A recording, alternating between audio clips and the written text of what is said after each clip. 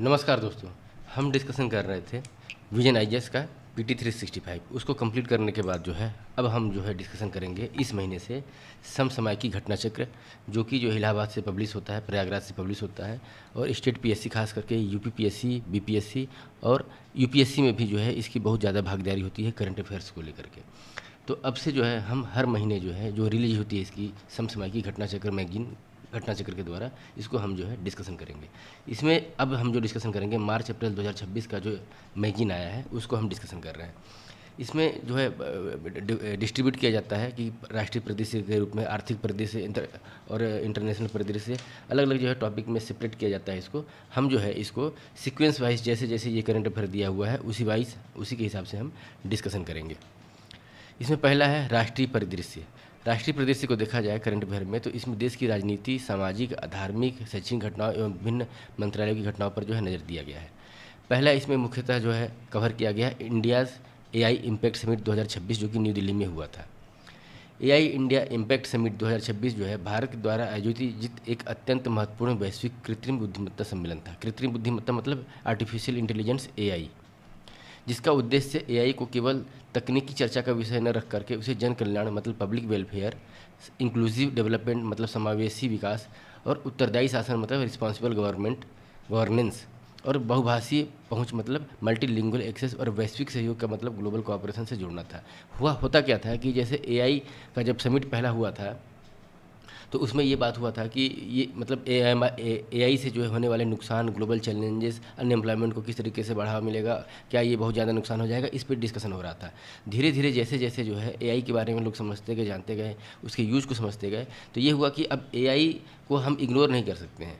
वो जो है अब एआई को एक्सेप्ट करना पड़ेगा, और एक्सेप्ट करने के लिए जो है केवल हम उसकी तकनीकी चीज़ों को चर्चा ना करके उसका यूज ऐसा हो कि जन कल्याण के लिए जो भागीदारी होनी चाहिए, पब्लिक वेलफेयर से लेकर के इंक्लूसिविलिटी होनी चाहिए, रिस्पॉन्सिबिलिटी होनी चाहिए, और मल्टीलिंगुअल एक्सेस का मतलब ये हुआ जैसे कि मान लीजिए मैक्सिमम चीज़ें जो एआई के थ्रू जो है वो इंग्लिश में होती हैं, तो बहुत सारी जो लोकल लैंग्वेजेस हैं, अलग अलग देशों की जो है मातृभाषाएं अलग अलग होती हैं, तो वो कहीं जो है उससे एक्सेस करने में मतलब जो है दूर ना हो जाए, तो उसको जो है इंक्लूड करने के लिए जो है एआई को मल्टीलिंगुअल एक्सेस, बहुभाषी पहुंच बनाने की बात भी इसमें की गई है। इस एआई इम्पैक्ट समिट का आयोजन जो है 16 से 21 फरवरी 2026 को किया गया था।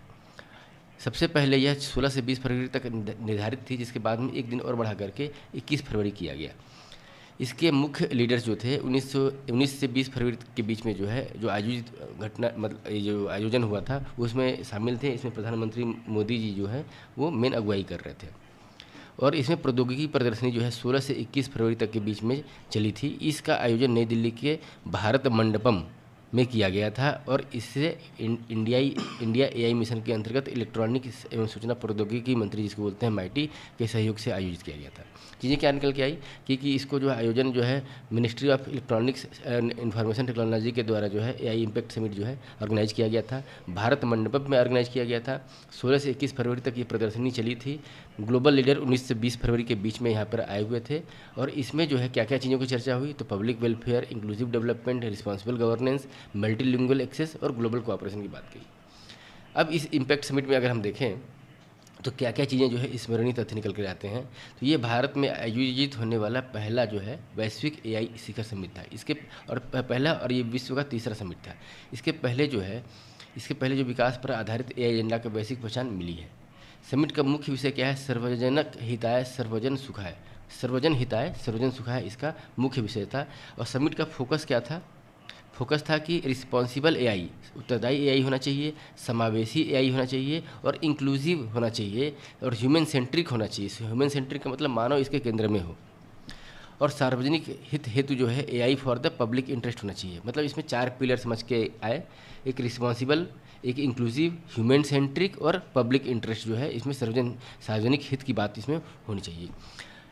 भारत ने इस शिखर सम्मेलन को 3 बुनियादी स्तंभ हैं, मतलब 3 जो है पिलर इसके जो है के आधार पर जो है इसको प्रस्तुत किया इंडिया ने। इसमें क्या है, 3 सूत्र क्या है इसके? पहला पीपल प्लानेट प्रोग्रेस, 3P जो है पीपल प्लानेट प्रोग्रेस है, जन पृथ्वी प्रगति। जन की बात की जाए तो पब्लिक के लिए क्या होना चाहिए? इंक्लूसिव होना चाहिए, समावेशी पहुंच होना चाहिए, और आम आदमी का जो है एम्पावरमेंट होना चाहिए, सशक्तिकरण होना चाहिए, सुनिश्चित करना है हमको। पृथ्वी के लिए क्या है कि एआई जो है वो सतत और पर्यावरण को प्रति उत्तरदायित्व एआई को बढ़ावा दे, मतलब सस्टेनेबल और पर्यावरण फ्रेंडली जो है एआई होना चाहिए। फिर प्रगति की बात की जाए तो इंक्लूसिव होना चाहिए, आर्थिक विकास और शासन दक्षता को तेज करना चाहिए। ये नहीं कि प्रगति एआई इतना तेज़ी से आगे निकल जाए कि विश्व की बहुत सारी जनसंख्या उससे दूर हो जाए, तो ऐसा नहीं होना चाहिए। प्रोग्रेस जो है वो भी इंक्लूसिव होना चाहिए। दुनिया में इसके पहले इंडिया में जैसे ये 2026 का जो एआई इम्पैक्ट समिट हुआ था, इसके पहले जो है और भी इम्पैक्ट समिट हुए थे। पहला जो है ब्लेजली पार्क यूके में 2023 में जो है इम्पैक्ट समिट हुआ था। इसमें जो है चर्चा क्या किया गया था, ज़्यादातर जो एआई से होने वाले खतरे और उसकी सुरक्षा को ध्यान में रख करके जो है इस पर डिस्कशन किया गया था ब्लेजली में।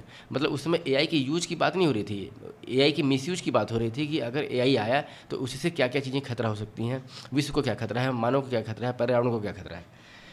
2024 में सियोल साउथ कोरिया में जो है सेकेंड इम्पैक्ट समिट हुआ। इसमें क्या है, नैतिकता और समावेश के साथ साथ एआई की सुरक्षा से जुड़े मुख्य मुद्दों पर चर्चा की गई। तो इसमें क्या एथिक्स की बात की गई थी, नैतिकता की बात की गई थी, इंक्लूसिविटी की बात की गई थी। यहाँ पे क्या देखिए, पहले कैसे कैसे जो है ट्रांसफॉर्मेशन होता जा रहा है लोगों की सोच में, गवर्नमेंट की सोच में, और कैसे कैसे एआई को जो है एक्सेप्टेंस मिलता जा रहा है। यहाँ पे ब्लेचली में तो इसको एक तरीके से इग्नोर किया गया था कि ये जो है खतरा वाली चीज़ है। सियोल में इसमें बोला गया था कि हाँ, अगर एआई है तो उसमें नैतिकता होनी चाहिए, एथिकल होना चाहिए। पेरिस में 2025 में से समिट हुआ था, उसमें ध्यान सुरक्षा से हटा करके आर्थिक प्रतिस्पर्धा पर आने पर लग गया था। मतलब सुरक्षा तो चाहिए ही चाहिए, लेकिन जो है इकोनॉमिक जो कंपटीशन होता है देशों में एआई को लेकर के, जो कॉरपोरेट वगैरह है, तो उस पर डिस्कशन होने लगा था। अब 2026 में जब भारत में आया तो भारत में क्या बोला गया कि ज़्यादा लोग जो है भागीदारी और एआई के व्यवहारिक उपयोग पर अधिक जोर देने दिया गया। मतलब इसमें बोला गया कि भाई एआई कंपलसरी है, बिना एआई के जो है विश्व का विकास नहीं हो सकता। तो इसमें ज़्यादातर लोग जो है भागीदारी करें, इंक्लूसिव हों, पार्टिसिपेट करें, और व्यवहारिक उपयोग जो है पे ज़्यादा जोर दिया गया। मतलब डे टू डे जो व्यवहारिक उपयोग होना चाहिए एआई का, उस पर जो है जोर दिया गया। शिखर सम्मेलन के आधिकारिक लोगो जो ये है इसका इम्पैक्ट समिट का, इसको जो है सितंबर 2025 में मिनिस्ट्री ऑफ इंफॉर्मेशन टेक्नोलॉजी के द्वारा जो है इलेक्ट्रॉनिक्स एंड इंफॉर्मेशन टेक्नोलॉजी के द्वारा जो है अनावरण किया गया था। इसको बोलते हैं इलेक्ट्रॉनिक्स एंड सूचना प्रौद्योगिकी मंत्री। ये वाला जो है हमारा, इसको जो है अनावरण किया गया था। इसमें अशोक चक्र से जो है प्रभावित होकर के बना है, जिसका मतलब है कि नैतिक शासन, न्याय और संवैधानिक मूल्यों का प्रतीक। तो अशोक चक्र से प्रभावित होकर के जो है इसका लोगो डिजाइन किया गया है, और अशोक चक्र की जो पहचान है नैतिक शासन, न्याय, संवैधानिक मूल्यों का प्रतीक, और भारत की डिजिटल और तकनीकी यात्रा का मार्गदर्शन भी ये करते हैं। इसके केंद्र में जो ये वाला जो पॉइंट है, ये न्यूरल नेटवर्क की किरण जो बाहर की ओर फेंकता है, ये जो बाहर की ओर फेंक रहा है, तो ये जो है भाषाओं और उद्योगों और भौगोलिक क्षेत्र में एआई के परिवर्तनकारी प्रभाव का प्रतीक है। समिट का सबसे बड़ा बहुपक्षीय परिणाम ये रहा है कि नई दिल्ली घोषणा पत्र जो है वो जारी किया गया। New Delhi declaration on AI summit रहा। एआई इम्पैक्ट समिट पर नई दिल्ली घोषणा जो है 19 फरवरी 2026 को अंगीकृत की गई, और 21 फरवरी तक 91 देशों तथा अंतर्राष्ट्रीय संगठनों के द्वारा इसका समर्थन किया गया। मतलब 19 फरवरी को जो है वो पब्लिक डोमेन में आ गया कि एआई इम्पैक्ट समिट का क्या डिक्लेरेशन है, और 21 फरवरी तक जो है 91 देशों के द्वारा जो है इसका समर्थन इसको मिल गया था। तो इसमें समावेशी और सुरक्षित एआई विकास को बढ़ावा देने के लिए लोकतांत्रिक एआई प्रसार हेतु, मतलब लोकतांत्रिक मतलब डेमोक्रेटिक फॉर्म में जो है, मतलब सभी को इंक्लूड करना है इसमें, के प्रसार हेतु जो है charter for the democratic diffusion of AI, ये इसकी शुरुआत की गई। डिफ्यूजन ऑफ एआई, फिर ग्लोबल एआई इम्पैक्ट कॉमन्स जो है इसकी शुरुआत की गई, और साथ साथ जो है ट्रस्टेड एआई कॉमन्स, ये जो है 3 इंस्टीट्यूशन की जो है शुरुआत की गई, जिससे जो है इसका जो है इंक्लूसिव और जो है सुरक्षित एआई का विकास हो पाए। इसके अंतर्गत जो है विज्ञान की संस्थाओं के लिए जो है अंतर्राष्ट्रीय AI network, international network for the AI for the science institution, और AI for social empowerment platform, और इसके अलावा जो है एआई कार्यबल के विकास हेतु रूपरेखाओं को भी स्थापित किया गया। समिट में लगभग 5 लाख से ज़्यादा प्रतिभागी और 2.5 लाख से ज़्यादा छात्र शामिल थे, जिसको ये बताता है कि मतलब जो है इसको लेकर के कितना इंटरेस्ट था, और इसके आधार पे ये बोला जा सकता है कि भारत की जो कूटनीति है और भी जो है प्रौद्योगिकी और वैश्विक विकास दर में जो है मजबूत होकर आई है। समिट में लगभग 250 अरब डॉलर की जो है अवसंरचना प्रतिबद्धताओं और 20 अरब डॉलर के बीच में डीप टेक वित्त पोषण की घोषणा की गई।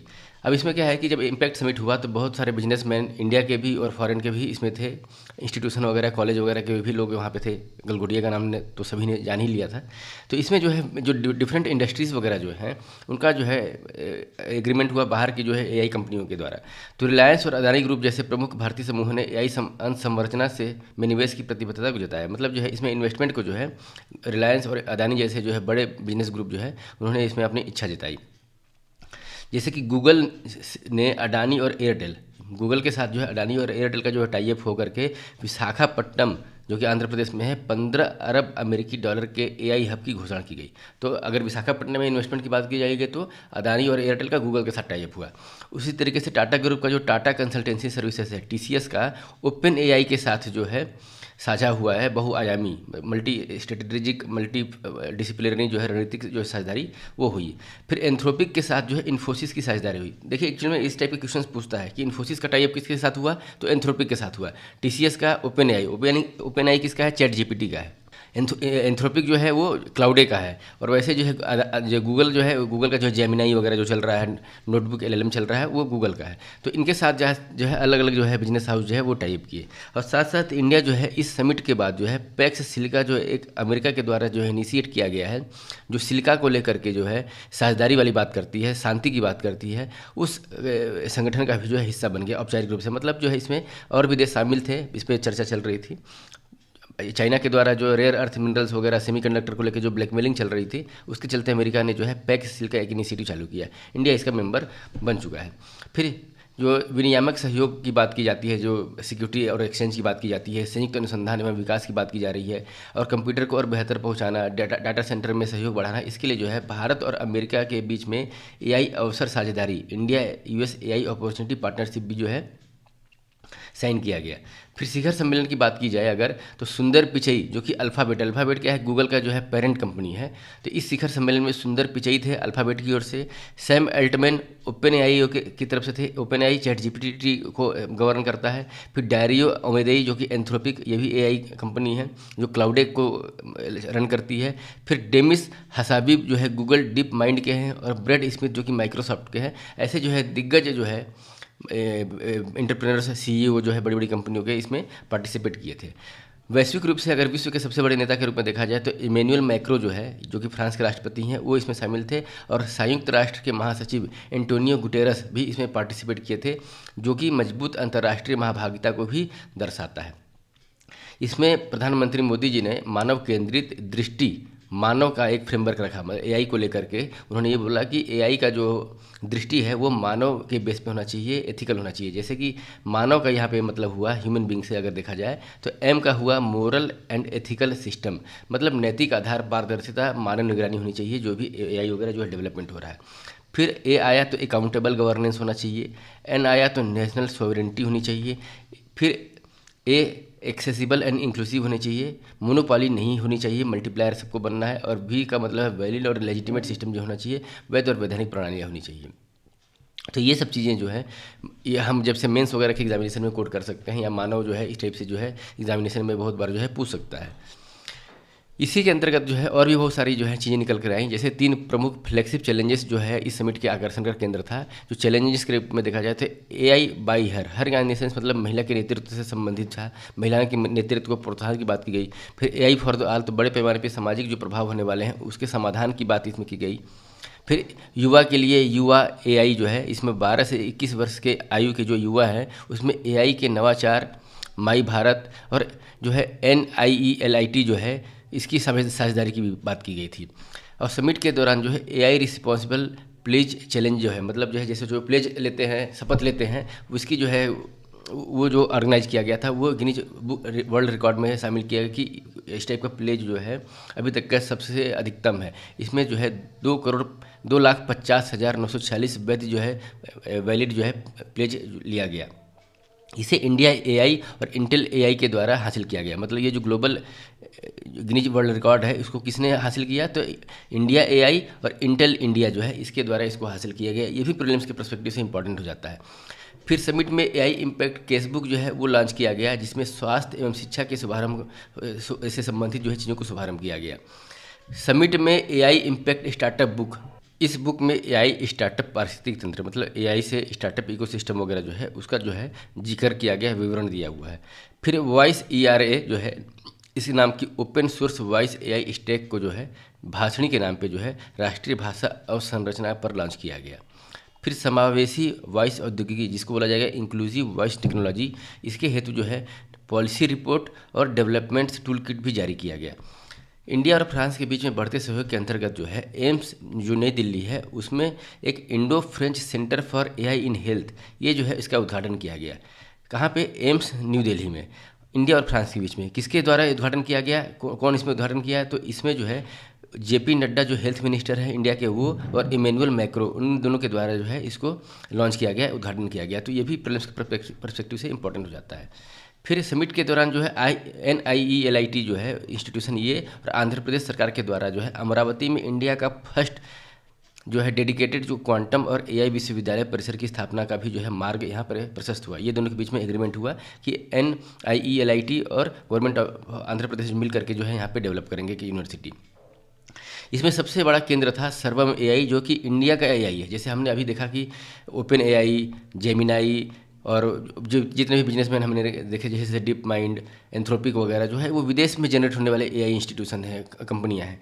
इंडिया की ओर से देखा जाए तो सर्वम AI जो है वो सबसे बड़ा AI इंडिजीनियस के रूप में निकल के आ रहा है। तो इसमें भारत AI मिशन के नवाचार केंद्र के अंतर्गत चुनी गई 12 संस्थाओं में से एक है, जिसे स्वदेशी फाउंडेशन मॉडल्स विकसित करने के लिए 246 करोड़ रुपए के वित्तीय समर्थन के साथ चयनित किया गया है। ठीक है। और सर्वम मॉडल में एक चीज़ शामिल है, बुलबुल। बुलबुल का मतलब हुआ जो टेक्स्ट टू स्पीच कन्वर्टर होगा, ये सारस स्पीच टू टेक्स्ट कन्वर्टर होगा, और विजन में डॉक्यूमेंट्स जो है अंडरस्टैंडिंग के लिए जो है एक तरीके से फीचर दिया हुआ है क्या चीज़ कि प्रीलिम्स में बहुत बार ऐसा होता है कि इस टाइप के क्वेश्चन पूछते हैं UPSC में कि बुलबुल, सारस, विजन जो कि AI से संबंधित है, ये किस AI कंपनी के द्वारा जो है ये चलाया जाने वाला जो है फीचर है। तो इसमें जो है या तो आ जाएगा हमारा जो है सर्वम। बहुत बार ऐसा पूछता है कि सारस, बुलबुल, विजन ये टर्म्स जो है किस चीज़ से संबंधित है, तो ये AI से संबंधित है। तो इसको हमको जानना होगा कि बुलबुल, सारस, विजन ये किससे संबंधित है। फिर इंडिया वॉइस OS के रूप में अगर देखा जाए तो ज्ञानी.ai द्वारा समिट में इंडिया वॉइस OS पेश किया गया। ये जो है आवाज़ पे आधारित वॉइस फर्स्ट AI मॉडल है, जो कि कई भाषा में बोलने और सुनने में समझने में सक्षम है। जैसे कि हम बोलेंगे कुछ और, समझ लीजिए कि हम फ्रेंच में बोलेंगे, उसको हिंदी में समझना है, तो फ्रेंच के लैंग्वेज को हिंदी में कन्वर्ट करने के लिए, चाहे हिंदी के लैंग्वेज को स्पेनिश में कन्वर्ट करने के लिए, अलग अलग भाषाओं में, चाहे इंडियन लैंग्वेज की बात भी की जाए तो संस्कृत को तमिल में, तमिल को हिंदी में, हिंदी को इंग्लिश में, इंग्लिश को कन्नड़ में कन्वर्ट करने के लिए जो है ये इंडिया वॉइस OS जो है इसके मतलब इसमें फीचर्स दिया हुआ है। समिट में बोध Bharat operational design for the hosting और सही सॉवरेन AI हाइब्रिड इंफ्रास्ट्रक्चर पहले से ही शुरू की जा चुकी थी। तो ये जो है घटना चक्र में जो है AI से संबंधित जो हमारा समिट हुआ था उससे A to Z जो है डिस्कशन हमारा कंप्लीट हुआ। इसमें बहुत माइनर चीज़ें भी हैं और प्रीलिम्स में छोटी छोटी चीज़ें भी पूछ करके जो है जनरली ट्विस्ट करके क्वेश्चन से पूछता है, इसलिए ये हमने इसको डिटेल से डिस्कशन किया। नेक्स्ट टॉपिक है अपना कुमार भास्कर वर्मा सेतु से रिलेटेड। प्रधानमंत्री नरेंद्र मोदी 14 फरवरी 2026 को असम के दौरे पे थे। इस दौरे पे उन्होंने लचित घाट गुवाहाटी में 5,450 करोड़ से अधिक तक की विभिन्न परियोजनाओं का उद्घाटन किया, लोकार्पण किया, हरी झंडी दिखाई। इसमें वे डिब्रूगढ़ में मोरान बाईपास पर जो है आपातकालीन लैंडिंग फैसिलिटी भी गए और उसका भी उद्घाटन किया, जिसमें एक तो परिवहन के लिए, फिर लड़ाकू विमानों के लिए भी जो है वहाँ पे हवाई प्रदर्शन देखा गया। और इसके साथ ही प्रधानमंत्री ने ब्रह्मपुत्र पर बने कुमार भास्कर वर्मा सेतु का उद्घाटन किया। तो यही हम डिस्कशन कर रहे हैं, कुमार भास्कर वर्मा सेतु हमारा डिस्कशन है। स्मरणीय तथ्य देखा जाए अगर कुमार भास्कर वर्मा के बारे में अगर हम देखते हैं तो कुमार भास्कर वर्मन प्राचीन कामरूप, असम का पुराना नाम हुआ करता था कामरूप, तो कामरूप राज्य के बर्मन राजवंश के प्रमुख शासक माने जाते थे। उनका शासनकाल जो था 600 से लेकर के 650 ईस्वी के बीच में माना जा रहा है और उनके शासन को हम असम का स्वर्ण युग भी मानते हैं। इन्हीं के जो जब पदार्पण हुआ था, उन्होंने जब राज्याभिषेक हुआ था, उसी समय असमिया कैलेंडर की जो है शुरुआत हुई थी भास्कराब्द के नाम से। और चीनी यात्री जो वेनसांग थे, उनके जो है जो टूर पे इंडिया में आए थे, तो उनमें कामरूप स्टेट का जो है वो जिक्र किया हुआ है कि किस तरीके से उन्होंने कामरूप और शासक के बारे में विवरण दर्ज किया है। किसमें? अपने जो उन्होंने जो टूरिस्ट जो ट्रेवल किए थे, ट्रेवल से संबंधित जो डॉक्यूमेंट्री रिलीज की गई थी फिनसांग के द्वारा, उसमें जिक्र है। फिर हर्ष चरित्र जो है, इसमें जो है समकालीन जो कामरूप एक राज्य था और जो अपने बाकी मेनलैंड जो इंडिया था उस समय का, उसमें कान्बुज जो कि कन्नौज था, उसमें राजनीतिक और सांस्कृतिक संपर्क और उपहार परंपरा का उल्लेख किया गया है। किस तरीके से जो है, जो कन्नौज था कैपिटल और कामरूप, उसके बीच में जो है कल्चरल जो है एक्सचेंज हुआ करता था, जिसमें कि दुकुल जैसे कि सूती वस्त्र संदर्भ भी चर्चा में आते थे। असम सरकार ने जो है कामरूप के कुमार भास्कर वर्मन के नाम पे संस्थागत सम्मान जो है एक तरीके से संस्कृत विश्वविद्यालय की स्थापना की है। कहाँ पर? नालवाड़ी में संस्कृत विश्वविद्यालय की स्थापना की है कुमार भास्कर वर्मन के नाम पर। तो ये हुआ कुमार भास्कर वर्मन के से रिलेटेड हमारा जो है उनका एक बैकग्राउंड क्या था, और इन्हीं के नाम पर जो है एक कुमार भास्कर वर्मा सेतु की स्थापना 3030 करोड़ के लागत से जो है बनाया गया है। ये जो पुल है वो 6 लेन का एक्स्ट्रा डोस्ड प्री टेस्ट कंक्रीट जो है तकनीक का यूज करके जो है गुवाहाटी को उत्तर गुवाहाटी से जोड़ने के लिए बनाया गया है। ब्रह्मपुत्र नदी पर ये बनाया गया है। ये एक्स्ट्रा डोस्ड जो पुल की बात की जाती है, तो ये पूर्वोत्तर राज्य का सबसे बड़ा और पहला पुल है। इसके अलावा जो है अगर बिहार में देखा जाए, इंडिया का सबसे बड़ा जो पुल है, आरा और छपरा के बीच में जो है एक्स्ट्रा डोस्ड जो है ब्रिज की स्थापना की गई थी। लेकिन ये पूर्वोत्तर राज्य का जो है, नॉर्थ ईस्ट स्टेट का जो है हमारा पहला जो है एक्स्ट्रा डोज ब्रिज है। इसकी लंबाई 1.24 किलोमीटर है, चौड़ाई 33 मीटर है, और इसके साथ जुड़े हुए फ्लाईओवर की जो लंबाई, मतलब इसके साथ फ्लाईओवर को जोड़ा गया है, उसकी लंबाई 2.86 किलोमीटर है। इस तरीके से जो है इसकी टोटल लंबाई जो है पहुँच तक जो है 3.65 किलोमीटर हो जाती है। उत्तरी गुवाहाटी को गुवाहाटी से ये जोड़ता है, जिससे जो टाइम है हमारा अब केवल 7 मिनट लगता है दोनों में कनेक्ट करने में। भूकंप प्रतिरोधी होने के लिए इस पुल को जो है बेस आइसोलेशन टेक्नोलॉजी का यूज किया गया है, जिसमें घर्षण पेंडुलम बियरिंग का उपयोग किया जाता है, जिससे कि जो है शॉक एब्जॉर्ब जो होता है, जो भूकंप वगैरह आता है तो जो शॉक होता है, शॉक को वो इजीली जो है ऑब्जर्व कर पाए और डिस्ट्रीब्यूट कर पाए। क्योंकि क्या है, बेस जो है उसका आइसोलेटेड होता है, तो आइसोलेशन की वजह से जो है जो जर्किंग है वो एसोसिएटेड नहीं होकर के जो है डिसिपेट हो जाती है। पुल की मजबूती और दीर्घकालीन टिकाऊपन के लिए उच्च प्रदर्शन स्टेक केबल का उपयोग किया गया है, और पुल की वास्तविक समय की निगरानी के लिए जो है एक BHMS एक संस्था जो है ब्रिज हेल्थ मॉनिटरिंग सिस्टम को जो है उसमें शामिल किया गया है, जो कि ब्रिज की क्षति पहचान, जैसे कि कुछ अगर ब्रिज में कुछ कमी है, दुर्घटना होने की संभावना कुछ ज़्यादा है, और सुरक्षा को बढ़ाने के लिए इस संस्था को जो है मॉनिटरिंग का अधिकार दिया गया है। फिर प्रधानमंत्री ने जो है अमीन गांव, जो कि कामरूप के जिला पूर्वोत्तर क्षेत्र का है, वहाँ पर राष्ट्रीय डाटा सेंटर की जो है स्थापना उन्होंने की, उद्घाटन उसका किया। फिर अत्याधुनिक डाटा केंद्र के रूप में जो है 8.5 मेगावाट के कुल स्वीकृत भार और प्रति रैक औसत 10 किलोवाट क्षमता के साथ बनाया गया ये अत्याधुनिक जो है national data centre for the north east region जो है इसकी उद्घाटन की गई। यह विभिन्न सरकारी विभागों के अत्यावश्यक अनुप्रयोग मिशन क्रिटिकल एप्लीकेंस को होस्ट करता है ये, और साथ साथ अन्य राष्ट्रीय डाटा केंद्रों के लिए आपदा पुनर्प्राप्ति केंद्र डिजास्टर रिकवरी सेंटर के रूप में भी ये काम करेगा। जैसे जो डाटा डिजास्टर वगैरह में जो डाटा जो है लैप्स कर जाता है, तो इससे यहाँ पे जो है रिकवरी की जाएगी। फिर पूर्वोत्तर राज्यों में जो है सेंट्रल सिटीजन सेंट्रिक सर्विस के लिए जो है डिजिटल माध्यम से अधिक भरोसेमंद तरीके से मिल सकेंगी। क्षेत्र का सूचना एवं संचार प्रौद्योगिकी ढांचा जो है वो ICT मजबूत होगा। किसके चलते? जो हमारा ये इंस्टीट्यूशन जो इन्होंने जारी किया है उसके थ्रू। और इसके अलावा जो है IIM गुवाहाटी की भी स्थापना की गई है यहाँ पे, और PME बस सेवा की योजना के तहत जो है 225 जो है इलेक्ट्रिक बसों का जो हो को रवानगी दी गई। गुवाहाटी से 100, नागपुर से 50, भावनगर से 50 और चंडीगढ़ से 25। और इस सेवा कहाँ से शुरुआत की गई है? गुवाहाटी से। तो जैसे प्रीलिम्स पर्सपेक्टिव से ये पूछा जाता है कि PME बस सेवा की योजना के तहत जो है 225 विद्युत बसें कहाँ से लॉन्च की गई थी? तो ये जो लॉन्च की गई थी गुवाहाटी में, और गुवाहाटी के अलावा जो है 100 तो गुवाहाटी में मिली, बाकी नागपुर, भावनगर, चंडीगढ़ में भी बसों को लॉन्च किया गया। इन 4 शहरों में बस सेवा शुरू करने से 50 लाख से अधिक नागरिकों को स्वच्छ, किफ़ायती, भरोसेमंद सार्वजनिक परिवहन सुविधा मिलेगी। इससे अर्बन मोबिलिटी जो है वो बढ़ेगी और जीवन में गुणवत्ता जो है सुधार होगा। इसके अलावा जो है पूर्वोत्तर भारत की पहली आपातकालीन लैंडिंग फैसिलिटी जो है उसका भी उद्घाटन किया गया प्रधानमंत्री के द्वारा। ये जो आपातकालीन लैंडिंग जो फैसिलिटी है, इसके 2 चीज़ें हैं, या तो रेस्क्यू रिलीफ ऑपरेशन आपातकालीन में यूज होगा, और साथ साथ जो है स्ट्रेटेजिक इंपॉर्टेंस ये भी है कि इसका मिलिट्री यूज भी किया जा सकता है। इस तरीके से ये डुअल यूज इंफ्रास्ट्रक्चर को भी इसमें माना जाएगा। तो ये हुआ कुमार भास्कर सेतु और प्रधानमंत्री का जो आसाम का दौरा था उसके अंतर्गत क्या क्या चीज़ें शुरुआत की गई, जैसे IIM गुवाहाटी, फिर PME बस सेवा को लॉन्च किया गया। फिर साथ साथ जो है अत्याधुनिक डाटा सेंटर के रूप में national data centre for the north east region का भी उद्घाटन किया गया। और उसके अलावा कुमार भास्कर वर्मा का क्या कार्यकाल रहा है, उनके आसाम के रूप में जो है क्या कंट्रीब्यूशन रहा उसको भी हमने देखा। नेक्स्ट टॉपिक है राष्ट्रीय विद्युत नीति 2026 का मसौदा जो है जारी कर लिया गया है। अगर ये जो है अप्रूव हो जाता है तो नया कानून जो बनेगा वो 2005 की जो राष्ट्रीय विद्युत नीति है उसको रिप्लेस करके 2026 का कानून बन जाएगा। राष्ट्रीय विद्युत नीति को अगर देखा जाए तो ये एक नया नीति दस्तावेज है, पॉलिसी डॉक्यूमेंट्स है, जो कि देश की बिजली की क्षेत्र की दिशा को आगे बढ़ाता है। यह बताता है कि बिजली का उत्पादन, जैसे कि बिजली का उत्पादन एक थर्मल पावर प्लांट है, हाइड्रो इलेक्ट्रिसिटी है, न्यूक्लियर पावर प्लांट है और अदर जो रिन्यूएबल एनर्जी सोर्सेज हैं, तो उसका किस तरीके से किसका किसका क्या उत्पादन होगा, फिर ट्रांसमिशन, वितरण, डिस्ट्रीब्यूशन, फिर क्या रेट पे जो है वितरण होगा, टैरिफ रेट होगा क्या, और कंपटीशन कैसे होगा, और उपभोक्ता को क्या क्या सेवाएं दी जाएंगी, और उपभोक्ता का जो कंप्लेन वगैरह है उसको कैसे डिस्पोज किया जाएगा, इस विषय पे सरकार की प्राथमिकता क्या होगी, उसका एक तरीके से ये नीतिगत डॉक्यूमेंट होता है हमारा जो है इलेक्ट्रिसिटी बिल। यह नीति जो है धारा 3 2003 का जो था इलेक्ट्रिसिटी एक्ट, उस धारा 3 के तहत केंद्र सरकार को जो है समीक्षित करने के लिए पावर देता है। तो ये जो है इस नीति के मतलब नेशनल विद्युत नीति जो 2026 के अंतर्गत ये जो है एक महत्वाकांक्षी और जरूरी लक्ष्य को पूरा करने के लिए एक दिशा कदम है, जिसमें बात ये की गई है कि 2030 तक प्रति व्यक्ति बिजली की जो खपत है वो 2000 किलोवाट आवर जो है रखने का लक्ष्य रखा गया है। 2030 तक की बात है।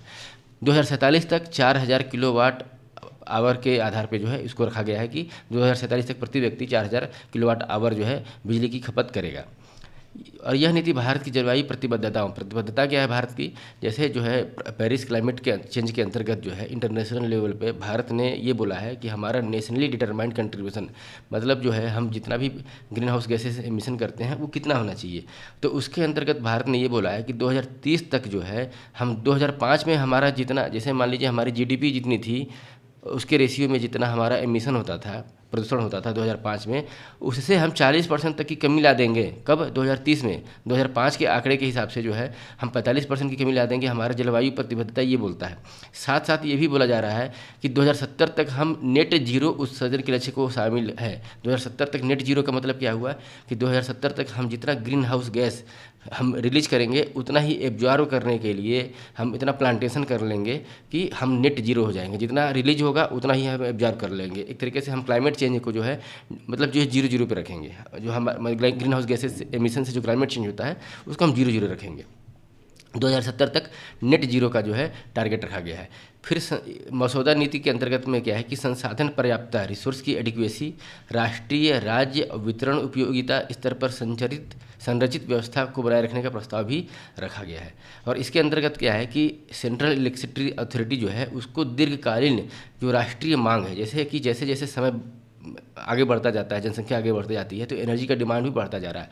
तो जो दीर्घकालीन राष्ट्रीय मांग का पूर्वानुमान लगाने को तैयार मसौदा है ये, कि उसको इस तरीके से एक विजन दिया गया है कि आप पूर्वानुमान लगाएं कि कितना जो है खपत आगे आने वाले समय में होने वाली है, और वार्षिक समीक्षा करने की भूमिका में रहेगा। कौन सी संस्था रहेगी जो पूर्वानुमान लगाएगी और वार्षिक समीक्षा करेगी? Central electricity authority. और इसको हेल्प कहाँ से मिलेगा? राज्य स्तर पर जो है स्टेट लोड डिस्पैच सेंटर जो है वो मांग का पूर्वानुमान और आर्य योजना बनाने में भूमिका निभाएंगे। तो ये कोऑपरेट करेंगे, कोलैबोरेशन करेंगे, जिससे जो है आगे का जो है एक रोड मैप तैयार होगा। फिर मसौदा नीति में क्या है कि रिसोर्स एडिक्वेसी प्लान की अवधारणा के तहत राष्ट्रीय एवं राज्य डिस्कॉम स्तर की योजनाओं का और नियामकीय विनियमों का उल्लेख भी मिलता है।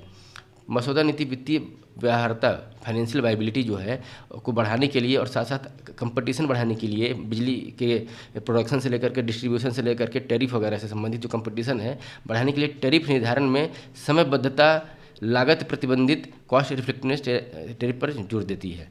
फिर जो है स्थिर लागत जो होता है, फिक्स्ड चार्जेस जिसको हम बोलते हैं, जब बिजली का कनेक्शन जो लिया जाता है उसकी क्रमिक वसूली को डिमांड चार्ज के माध्यम से बढ़ाने, इन सेंस कि जैसे क्या होता है कि फिक्स चार्ज हम 2 किलोवाट का जो अगर पावर का कनेक्शन कोई लिया है तो जो फिक्स चार्ज एग्जाम्पल के लिए अगर 200 रुपये है तो 4 किलोवाट का अगर खपत होता है तो उसी के रेशियो में जो है फिक्स चार्ज बढ़ेगा। फिक्स चार्ज जो है अलग से जो है मतलब इसको लिंक करने की बात की गई है कि जैसे जैसे जो है लागत आपकी बढ़ती है, खपत आपकी बढ़ती है, तो उसके हिसाब से फिक्स चार्ज को है उसी के क्रमिक में वसूल करने की बात है। और टैरिफ के घटकों और उपभोक्ताओं के श्रेणी में क्रॉस सब्सिडी के दबाव को घटाने की दिशा को दिखाती है। क्रॉस सब्सिडी जो है, सपोज दैट जो है अभी हमारा जो है कॉमर्शियल अगर इलेक्ट्रिसिटी की बिल की बात की जाए, अगर 20 रुपये 1 यूनिट का दाम है और डोमेस्टिक अगर 8 रुपये यूनिट का दाम है, तो होता क्या है कि जो इलेक्ट्रिसिटी का जो प्रोडक्शन है वो हमारा हो सकता है कि 12 रुपये एक यूनिट पड़ता होगा हमारा जो है प्रोडक्शन, फिर उसका ट्रांसमिशन डिस्ट्रीब्यूशन कॉस्ट जो आकर के 12 रुपये यूनिट पड़ रहा होगा। लेकिन क्या होता है कि जो कंज्यूमर जो है, आम कंज्यूमर को हम 8 रुपये में जो देते हैं, वो 20 रुपये जो यहाँ से वसूला जाता है कॉमर्शियली, वो यहाँ से ये फाइनेंस होता है। इसको हम बोलते हैं क्रॉस सब्सिडी। मतलब किसी दूसरे संस्था से को ज़्यादा चार्जेस लेकर के उस पैसे को जो है किसी दूसरे उपभोक्ता को कम चार्जेस में देना जो है उसको बोलते हैं क्रॉस सब्सिडी। तो इस क्रॉस सब्सिडी को भी जो है जो दबाव घटाते हैं, इसके चलते क्या होता है कि जो इंडस्ट्री वगैरह को जो है महंगे दामों में बिजली मिलती है, इससे जो है उनका जो है प्रोडक्शन कॉस्ट बढ़ जाता है। तो इस क्रॉस सब्सिडी को जो है घटाने के भी लिए दिशा में भी आगे बढ़ने की बात करता है। क्रॉस सब्सिडी किस तरीके से दिया जाता है? एक तो ज़्यादा चार्जेस आप ले लेते हैं, दूसरा जो है सरचार्ज ऐड करते हैं, जैसे बिजली की खपत पे सरचार्ज जुड़ जाता है। तो इसको बोझ को छूट जैसे उपायों में भी संकेत दिए गए हैं। फिर मसौदे में 1 मेगावाट या उससे अधिक अनुबंधित भार वाले उपभोक्ताओं के संदर्भ में सार्वभौमिक सेवा दायित्व से छूट देने की नियामक संभावना का भी उल्लेख किया गया है। तो यूनिवर्सल सर्विस एप्लीकेशन जो हुआ करता था कि 1 मेगावाट भार से ज़्यादा अगर कोई कंज्यूम करने वाला उपभोक्ता है तो उसको यूनिवर्सल सर्विस एप्लीकेशन हुआ करता था, तो उसमें भी छूट देने की बात की गई है। फिर रिन्यूएबल एनर्जी उत्पादन एवं भंडार के विस्तार में बाजार आधारित तंत्र और कैपेटिव स्रोत पावर प्लांट की भूमिका को भी रेखांकित किया गया है।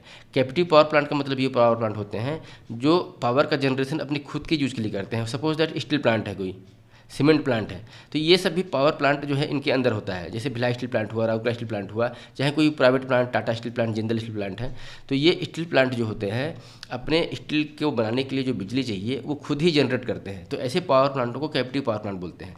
तो कैपेटिव पावर प्लांट और साथ साथ जो रिन्यूएबल एनर्जी जो होती हैं, जैसे सोलर एनर्जी हो गया, हाइड्रो पावर एनर्जी हो गया, बायोमास एनर्जी हो गया, विंड एनर्जी हो गया, तो उनके उत्पादन और उनके भंडारण से संबंधित भी जो है जो भूमिका होनी चाहिए उसकी भी ये उसको भी रेखांकित करता है। और छोटे उपभोक्ताओं के लिए डिस्कॉम के द्वारा, डिस्कॉम का मतलब डिस्ट्रीब्यूटर कंपनियाँ, जो आपको जैसे पावर जनरेशन कंपनियाँ होगी कोई भी, जैसे एनटीपीसी हो गया वो पावर जनरेट करता है, ठीक है। ट्रांसमिशन कंपनी एक अलग हो गई जो जहाँ से पावर जनरेशन हुआ वो ग्रिड तक जो है पावर को ट्रांसफ़र करेंगे। ग्रिड से जो है घर घर तक जो है कंज्यूमर के पास जो बिजली पहुँचाने का काम करती है वो डिस्कॉम करते हैं, डिस्ट्रीब्यूशन कंपनियाँ करती हैं। तो इनमें जो छोटा उपभोक्ताओं के लिए डिस्कॉम के द्वारा जो है ना भंडारण उपलब्ध कराने तथा बड़े उपभोक्ताओं के द्वारा स्वयं भंडारण अपनाने जैसे उपायों का उल्लेख किया गया है। मतलब छोटे जो उपभोक्ता हैं उनको जो है स्टोरेज बिजली के लिए जो है वो डिस्कॉम कंपनियां करेंगी, लेकिन जो बड़े कंज्यूमर हैं उनको अपने स्वयं जो है खुद ही जो है कंजम्पशन के लिए भंडारण व्यवस्था करनी पड़ेगी, जिससे क्या है कि डिस्ट्रीब्यूटेड रिन्यूएबल एनर्जी को अपनाने में सुविधा होगी। डिस्ट्रीब्यूटेड रिन्यूएबल एनर्जी का मतलब क्या है कि जैसे रिन्यूएबल एनर्जी सोलर है, तो सोलर क्या है कि वो हमेशा तो पावर जनरेट करता नहीं है। जब दिन में सनलाइट खूब है तो पावर जनरेट करेगा, रात में तो जनरेट करेगा नहीं। तो जो दिन में जनरेट किया हुआ पावर है उसको स्टोर करने के लिए ये सब चीज़ों की बात की गई है। विंड एनर्जी की बात की जाए तो हवा भी हमेशा नहीं चलती है। विंड एनर्जी जो है तो राउंड द क्लॉक मतलब 24 घंटा बिजली जो है सेम स्पीड से जनरेट नहीं करता है, कभी ज़्यादा कहीं कम, तो उसको भी भंडारण की बात इसमें की गई है। 2030 तक जो है नवीनीकरण और पारंपरिक स्रोतों के बीच शेड्यूलिंग और डेविएशन में समानता का लक्ष्य भी रखा गया है। तो जो पारंपरिक स्रोत जो है जो कोल बेस्ड पावर प्लांट है, ऑयल बेस्ड पावर प्लांट है, मतलब जो थर्मल पावर प्लांट होते हैं, और नवीनीकरण मतलब रिन्यूएबल एनर्जी जो वाले हैं, तो उनके बीच में जो है शेड्यूलिंग और डेविएशन का बहुत बड़ा फासला हुआ करता था। तो धीरे धीरे जो है उसको रिड्यूस करना है और पैरिटी लाना है, मतलब दोनों को बराबर। तो नवीनीकरण वाले में हम क्या करेंगे, स्टोरेज की व्यवस्था करेंगे, और पारंपरिक तो जो है वो तो मतलब जो है एक नॉर्मल स्पीड से चलता है वो चलता ही है। तो अगर हम स्टोरेज की व्यवस्था कर दें तो ये जो है दोनों के बीच में जो गैप है वो और भी जो है वो कम हो जाएगा। नेक्स्ट इसमें बात किया गया है कि बैटरी एनर्जी स्टोरेज सिस्टम तकनीकी घरेलू विनिर्माण और मांग प्रोत्साहन के लिए रूप में पंप स्टोरेज जैसे विकल्पों को भी आगे बढ़ाने की बात की गई है। जो पंप स्टोरेज व्यवस्था क्या होती है कि जैसे जो है एक ऊपर का कोई क्षेत्र है, यहाँ पे एक अपर रिजर्वायर बनाया जाता है, नीचे जो है लोअर रिजर्वायर बनाया जाता है, ठीक है। यहाँ पर जो है पावर जनरेट होता है, ऊपर से जब पानी नीचे आता है तो पावर जनरेट होता है। फिर जब ये पानी यहाँ पे स्टोर हो जाता है लोअर रिजर्वायर में, तो यहाँ पर पंप लगा करके इस पानी को फिर से ऊपर चढ़ाया दिया जाता है। तो ये जो है पंप्ड स्टोरेज जो है जो पावर प्लांट इसको बोला जाता है। तो इसका भी टारगेट रखा गया है 100 गीगावाट तक जो है जनरेट करना है गवर्नमेंट को इसके थ्रू, स्टोरेज के थ्रू और पंप पावर जनरेशन के थ्रू। फिर थर्मल पावर प्लांट जो होते हैं उसके जनरेशन के माध्यम से जो है ग्रिड सपोर्ट हेतु भंडारण, एकीकरण और पुरानी इकाइयों को पुनः उपयोग जैसे प्रावधान शामिल किए गए हैं। मतलब जो है फिर से जो है जो पुराने पावर प्लांट जो है अपने लाइफ को ख़त्म कर रहे हैं तो उनको फिर से जो है रिजुवेनेट करना है, फिर से जो है नई जान भरना है। और साथ साथ जो ग्रिड सपोर्टेड जो थर्मल पावर प्लांट है उनको भी भंडारण के लिए जो है दोनों को जो है जोड़ना है। फिर इसमें तापीय संयंत्रों, तापीय का मतलब जो थर्मल पावर प्लांट से उत्पन्न होने वाले भाप, जो कि पावर प्लांट है, जो कोल बेस्ड पावर प्लांट है, वो क्या करते हैं, पानी को गर्म करते हैं और स्टीम बनाते हैं। उस स्टीम से टरबाइन पे उसको लोड दे करके बिजली का जनरेट होता है। फिर बाद में जो है स्टीम जो है वो ओपन एटमॉस्फेयर में चला जाता है। इस स्टीम का जो टेम्परेचर है 400 से ऊपर टेम्परेचर रहता है। तो इसको जो है डिस्ट्रिक्ट कूलिंग या औद्योगिक प्रक्रिया में प्रत्यक्ष उपयोग की संभावना के लिए किया गया। मतलब इस स्टीम जो गर्म है, इसके पानी हीट का यूज करने की भी बात इसमें की गई है कि कैसे हम उस पानी को स्टीम के टेम्परेचर को हम यूज कर पाएँ। फिर न्यूक्लियर पावर की इसमें बात की गई है कि 2047 तक जो है 100 गीगावाट जो है हम न्यूक्लियर पावर बनाएंगे। लेकिन अभी जो हमारे पास पावर प्लांट है वो बड़े बड़े पावर प्लांट हैं। तो उतने बड़े बड़े पावर प्लांटों के प्रोजेक्ट के लिए बहुत सारा जो है क्लाइमेट चेंज से, इन्वायरमेंट से और हजार्डस जो होता है न्यूक्लियर एनर्जी का, उससे उसका जो है इशू आता है। तो उसके लिए क्या बात की गई है कि मॉड्यूलर और छोटे रिएक्टरों को की सहायता से जो है 2047 तक हम 100 गीगावाट जो है न्यूक्लियर एनर्जी बनाएंगे।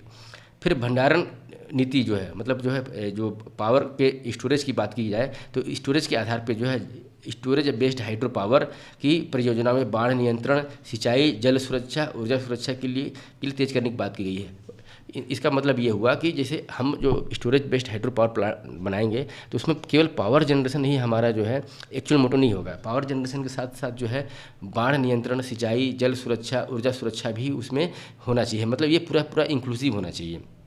साथ साथ जो है पावर मार्केट में जो मिली भगत होती है, करप्शन होता है, हेरा फेरी होती है, तो उसको भी जो है रोकने की बात की गई है थ्रू द बाजार निगरानी ढांचे के अंतर्गत। फिर इसमें जो है जो पावर ट्रांसमिशन होता है, पारेषण जो ट्रांसमिशन में राइट ऑफ वे जो बाधाएं आती हैं उसको कम करके आधुनिक तकनीकी और कनेक्टिविटी के इष्टतम उपयोग का भी जो उपयोग होना चाहिए, इस पर भी जोर दिया गया है। फिर इस नीति के अंतर्गत जो है जो डिस्ट्रीब्यूशन होना चाहिए, डिस्ट्रीब्यूशन में क्या होता है, एग्रीगेट ट्रांसमिशन एंड कमर्शियल जो लॉसेस होता है उसको कम करना है। अभी हमारा जो लॉसेस है वो डबल डिजिट में है, उस डबल डिजिट को घटा करके सिंगल डिजिट मतलब लेस देन जो है 9% जो है हमको लाना है। जैसे पावर का एक तो जनरेशन, फिर ट्रांसमिशन, फिर डिस्ट्रीब्यूशन, ये चीज़ें जब होते होते जो है हम अगर 100 मेगावाट पावर जनरेट करते हैं तो वो आते आते हो सकता है कि 75 मेगावाट ही रह जाता हो, चाहे उससे भी कम हो जाता होगा। तो इसको क्या है कि ये जो 25% का जो लॉस हो रहा है उसको रिड्यूस करके हमको 9 से 7, 8, 5% लाना है। मतलब जो है हमारा जो लॉसेस है उसको कम करना है। इन लॉसेस को क्या बोलते हैं, AT&C, aggregate transmission and commercial losses. फिर इसके अंतर्गत जो है 10 लाख से ऊपर की जनसंख्या वाला जो एरिया होगा, शहर होगा, उसको 2032 तक जो है डिस्ट्रीब्यूटेड ट्रांसफार्मर स्तर पर N1 जो है रेजिडेंसी के रूप में जो है मतलब वो ट्रांसफार्मर लगाए जाएंगे। और जो ज़्यादा भीड़ भाड़ वाले एरिया जो है शहर के, वहाँ पर जो है अंडरग्राउंड नेटवर्क जो है तारों का, पोल का जो है वो बिछाया जाएगा। इस पर विचार किया गया है। फिर नीति ग्रिड संचालन, ग्रिड के ऑपरेशन में STU, स्टेट ट्रांसमिशन यूटिलिटी के कार्य में फंक्शनल अनबंडलिंग तथा SLDC संचालन योजना के लिए स्वतंत्र इकाइयों की दिशा में को भी बात की जाती है इसमें। और राज्य ग्रिड कोड्स को CREC जो होता है CERC के द्वारा निर्दिष्ट भारतीय विद्युत ग्रिड कोड के साथ संरक्षित करना भी शामिल है इसमें। साथ साथ जो है पावर जनरेशन, ट्रांसमिशन, ये सब चीज़ें जो पावर नेटवर्क से जुड़ी हुई चीज़ें हैं उसमें साइबर सिक्योरिटी के भी ढांचे को मजबूत करने के लिए इसमें बोला गया है। और डाटा शेयर करने हेतु जो केंद्रीय ढांचे की अंतर्गत ऑपरेशनल और मार्केट डेटा शेयरिंग है, उसके अंतर्गत वितरित ऊर्जा संसाधनों की रियल टाइम दृश्यता को भी दिशा देने की बात इसमें की गई है। साथ ही साथ जो है प्रौद्योगिकी एवं कौशल विकास, टेक्नोलॉजी एंड स्किल डेवलपमेंट के तहत जो है 2030 तक जो है इंडिजीनियस मतलब स्वदेशी भारत की जो है supervisory control and data acquisition की बात की गई है कि इस दिशा में संक्रमण हेतु प्रयास और महत्वपूर्ण अनुप्रयोगों के लिए घरेलू सॉफ्टवेयर समाधान विकसित करने पर जोर दिया गया है। मतलब जो है अपने स्किल डेवलपमेंट, टेक्नोलॉजी एडवांसमेंट के लिए जो है स्वदेशी कोई इंस्टीट्यूशन ऐसा होगा कि जो सुपरवाइजरी कंट्रोल और डाटा एक्विजिशन के रूप में जो है ये प्रयास करेगा कि जो है सॉफ्टवेयर जो है समाधान जो है वो खुद ही जो है हम कर पाएँ, उसका हमारे प्रॉब्लम के लिए हम किसी दूसरे पे डिपेंडेंट न रहें। तो ये पूरा एक तरीके से होलिस्टिक अप्रोच है बिजली से संबंधित जो नई राष्ट्रीय विद्युत नीति 2026 आ रही है। नेक्स्ट टॉपिक है बायोफार्मा शक्ति की पहल से। अभी क्या है कि केंद्रीय बजट 2026-27 जो आया था उसमें बायोफार्मा शक्ति के नाम से जो है पहल किया गया, एक प्रस्ताव रखा गया है, जिसके अंतर्गत क्या है कि 5 वर्षों में 10,000 करोड़ तक का जो है व्यय रखा जाएगा। इसके चलते जो है 10,000 करोड़ का जो है बजटरी एलोकेशन किया गया इसमें। यह पहल भारत को वैश्विक बायोफार्मा उद्योग में अग्रणी आगे बढ़ाने में, साथ साथ तो वैश्विक बायोफार्मास्यूटिकल इंडस्ट्री है उसमें 5% की हिस्सेदारी को हासिल करने में जो है उस लक्ष्य को प्राप्त करने में जो है मदद करेगा। पिछले कुछ दिनों में जो राष्ट्रीय बायो फार्मास्यूटिकल मिशन जो है और इससे संबंधित अन्य योजनाएं भी जो हैं जो चल रही हैं बायो फार्मा से संबंधित, उसको इसमें बल मिलेगा। इसमें अगर देखा जाए तो बजट के भाषण के अनुसार जो है बायो फार्मा शक्ति का जो फुल फॉर्म जो है स्वस्थ उन्नयन हेतु ज्ञान प्रौद्योगिकी और नवाचार आधारित रणनीति, मतलब strategy for the health care advancement through knowledge technology and innovation. इसका मुख्य उद्देश्य यह है कि जो बायोलॉजिकल्स जो औषधि होती हैं, बायो औषधि बायो फार्मा जो होता है और बायो सिमिलर के उत्पादन में लेकर के भारत के बाजार तक पूरे तंत्र इंड टू इंड जो है सिस्टम को मजबूत करना। इंड टू इंड का मतलब जो है फ्रॉम दी रॉ मटेरियल के प्रोसेसिंग से लेकर के फिनिश्ड गुड बनने तक का। जैसे बायो जो फार्मासिस्ट होता है, फार्मास्यूटिकल जो इंडस्ट्री होती है उसमें एक्टिव इंग्रेडिएंट्स जो फार्मास्यूटिकल होते हैं, एपीआई बोलते हैं इसको, उसको मिला करके और फाइनल स्टेज में जो है कंजम्पशन के लिए यूजफुल बनाना, वो सब चीज़ें जो है इस बायो फार्मा शक्ति स्कीम में चालू हैं। और जो इंड टू इंड इकोसिस्टम का मतलब होगा कि इनिशिएशन से लेकर के फाइनल तक जो है फाइनेंस की व्यवस्था की गई है। इससे देश में महंगी बायो जो मेडिसिन वगैरह मिलती हैं उसके निर्माण, आयात और निर्यात जो भी है उसमें कमी आएगी। हमारी आयात और पर निर्भरता जो है उसमें कमी आएगी और वैश्विक बायो फार्मा बाजार में भारत की प्रतिस्पर्धा बढ़ाने में मदद मिलेगी। एक तरीके से इंडिया को एक कंपिटिटिवली एडवांटेज के रूप में जो है बायो फार्मा जो इंडस्ट्री है उसको जो है ये बायो फार्मा शक्ति जो है वो गति देगा। इस बायो फार्मा शक्ति योजना के अंतर्गत जो है जो देश के अंतर्गत जो बायो फार्मा से जुड़े संस्थान होते हैं उनका विस्तार किया जाएगा। एट प्रेजेंट जो है जैसे कि साथ हमारे पास जो है राष्ट्रीय औद्योगिक शिक्षा एवं अनुसंधान केंद्र है, national institute of pharmaceutical education and research centre, साथ हैं 3 नए जो है और इस्टेब्लिश किए जाएंगे, जिससे हमारे पास जो है NIPER जो है वो 10 हो जाएंगे। इसका उद्देश्य ये है कि बायोफार्मा अनुसंधान, दवा का विकास, उत्पादन, नियम की उच्च स्तरीय विशेषज्ञ मानव संसाधन को तैयार करना। इसे मतलब जो है इस इंडस्ट्री में ह्यूमन रिसोर्स को जो है डेवलप करना, ह्यूमन कैपिटल को बढ़ाना और देश में बड़े स्तर पर जो है क्लिनिकल रिसर्च तंत्र को निर्माण के अंतर्गत जो है 1000 से अधिक मान्यता प्राप्त क्लिनिक ट्रायल केंद्र विकसित किए जाएंगे, जिससे कि जैव औषधियाँ जो होती हैं और बायो सिमिलर मतलब इसी के सब सिमिलर, एक तो बायोलॉजिकल फार्मास्यूटिकल जो होगा वो होगा ही, साथ जो है बायो फार्मा से संबंधित जो है उसी के समान जो है यूजफुल वाला जो है बायो सिमिलर जो है फार्मा प्रोडक्ट जो होगा उस पर भी उन्नत परीक्षण तेज होंगे और नवाचार को जो है बढ़ावा मिलेगा, नए स्टार्टअप वगैरह जो है इसमें डेवलप होंगे। इसके तहत जो केंद्रीय औषधि मानक नियंत्रण संगठन है, जो central drug standard control organisation जो होता है, उसके वैज्ञानिक वगैरह और तकनीकी अधिकारियों की जो है नियुक्ति की जाएगी, स्टैंडर्ड जो है और बढ़ाया जाएगा। भारतीय औषधि उद्योग अब केवल कम लागत वाला जेनरिक दवाओं के निर्माण तक सीमित नहीं है, बल्कि यह बायो फार्मास्यूटिकल इंडस्ट्री और बायोसिमिलर जैसे जटिल, क्रिटिकल और उच्च मूल्य वाले उत्पादों के अनुसंधान एवं विकास में भी तेजी से निवेश कर पाएगा। अभी क्या है, इंडिया को विश्व की फार्मेसी बोला जाता है और वर्ल्ड की सबसे ज़्यादा जो जेनरिक मेडिसिन होती है, जेनरिक का मतलब जो केमिकल कंपोजिशन के बेस पे जो दवाएं तैयार होती हैं वो जेनरिक मेडिसिन कहती हैं, ये नॉन ब्रांडेड होती हैं। तो उसका जो है सबसे बड़ा हब है इंडिया। अब जो है जो ब्रांडेड दवाई होती है, हाईली केमिकल जो है इंड्यूस्ड जो है फील्ड ट्रायल वगैरह के बाद जो डेवलप करने वाली जो मेडिसिन होती हैं उसके विकास को भी जो है तेज़ देने के लिए गवर्नमेंट के द्वारा ये स्कीम लाई गई है। भारत की सस्ती जो जेनरिक दवाइयाँ होती हैं वो सस्ती होती हैं और उच्च गुणवत्ता वाली दवाओं के वैश्विक केंद्र के रूप में उभर चुका है। ऑलरेडी जो है इंडिया जो है वर्ल्ड की फार्मेसी के नाम से जाना जाता है तथा औषधि उत्पादन के मात्रा के आधार पर इंडिया में जो है जितनी भी औषधियाँ मतलब जो फार्मास्यूटिकल जो प्रोडक्ट बनते हैं उसके आधार पर जो है वर्ल्ड में 3rd जो है रैंक इंडिया का मेडिसिन बनाने में। और अगर एक्सपोर्ट की बात की जाए तो उसके एक्सपोर्ट के आधार पर इंडिया का 11वां स्थान है। इसके अलावा एक और स्कीम चलती है भारत सरकार की, राष्ट्रीय biopharma mission innovate in India I3। इसको अगर देखा जाए तो 2017 में इसे चालू किया गया था।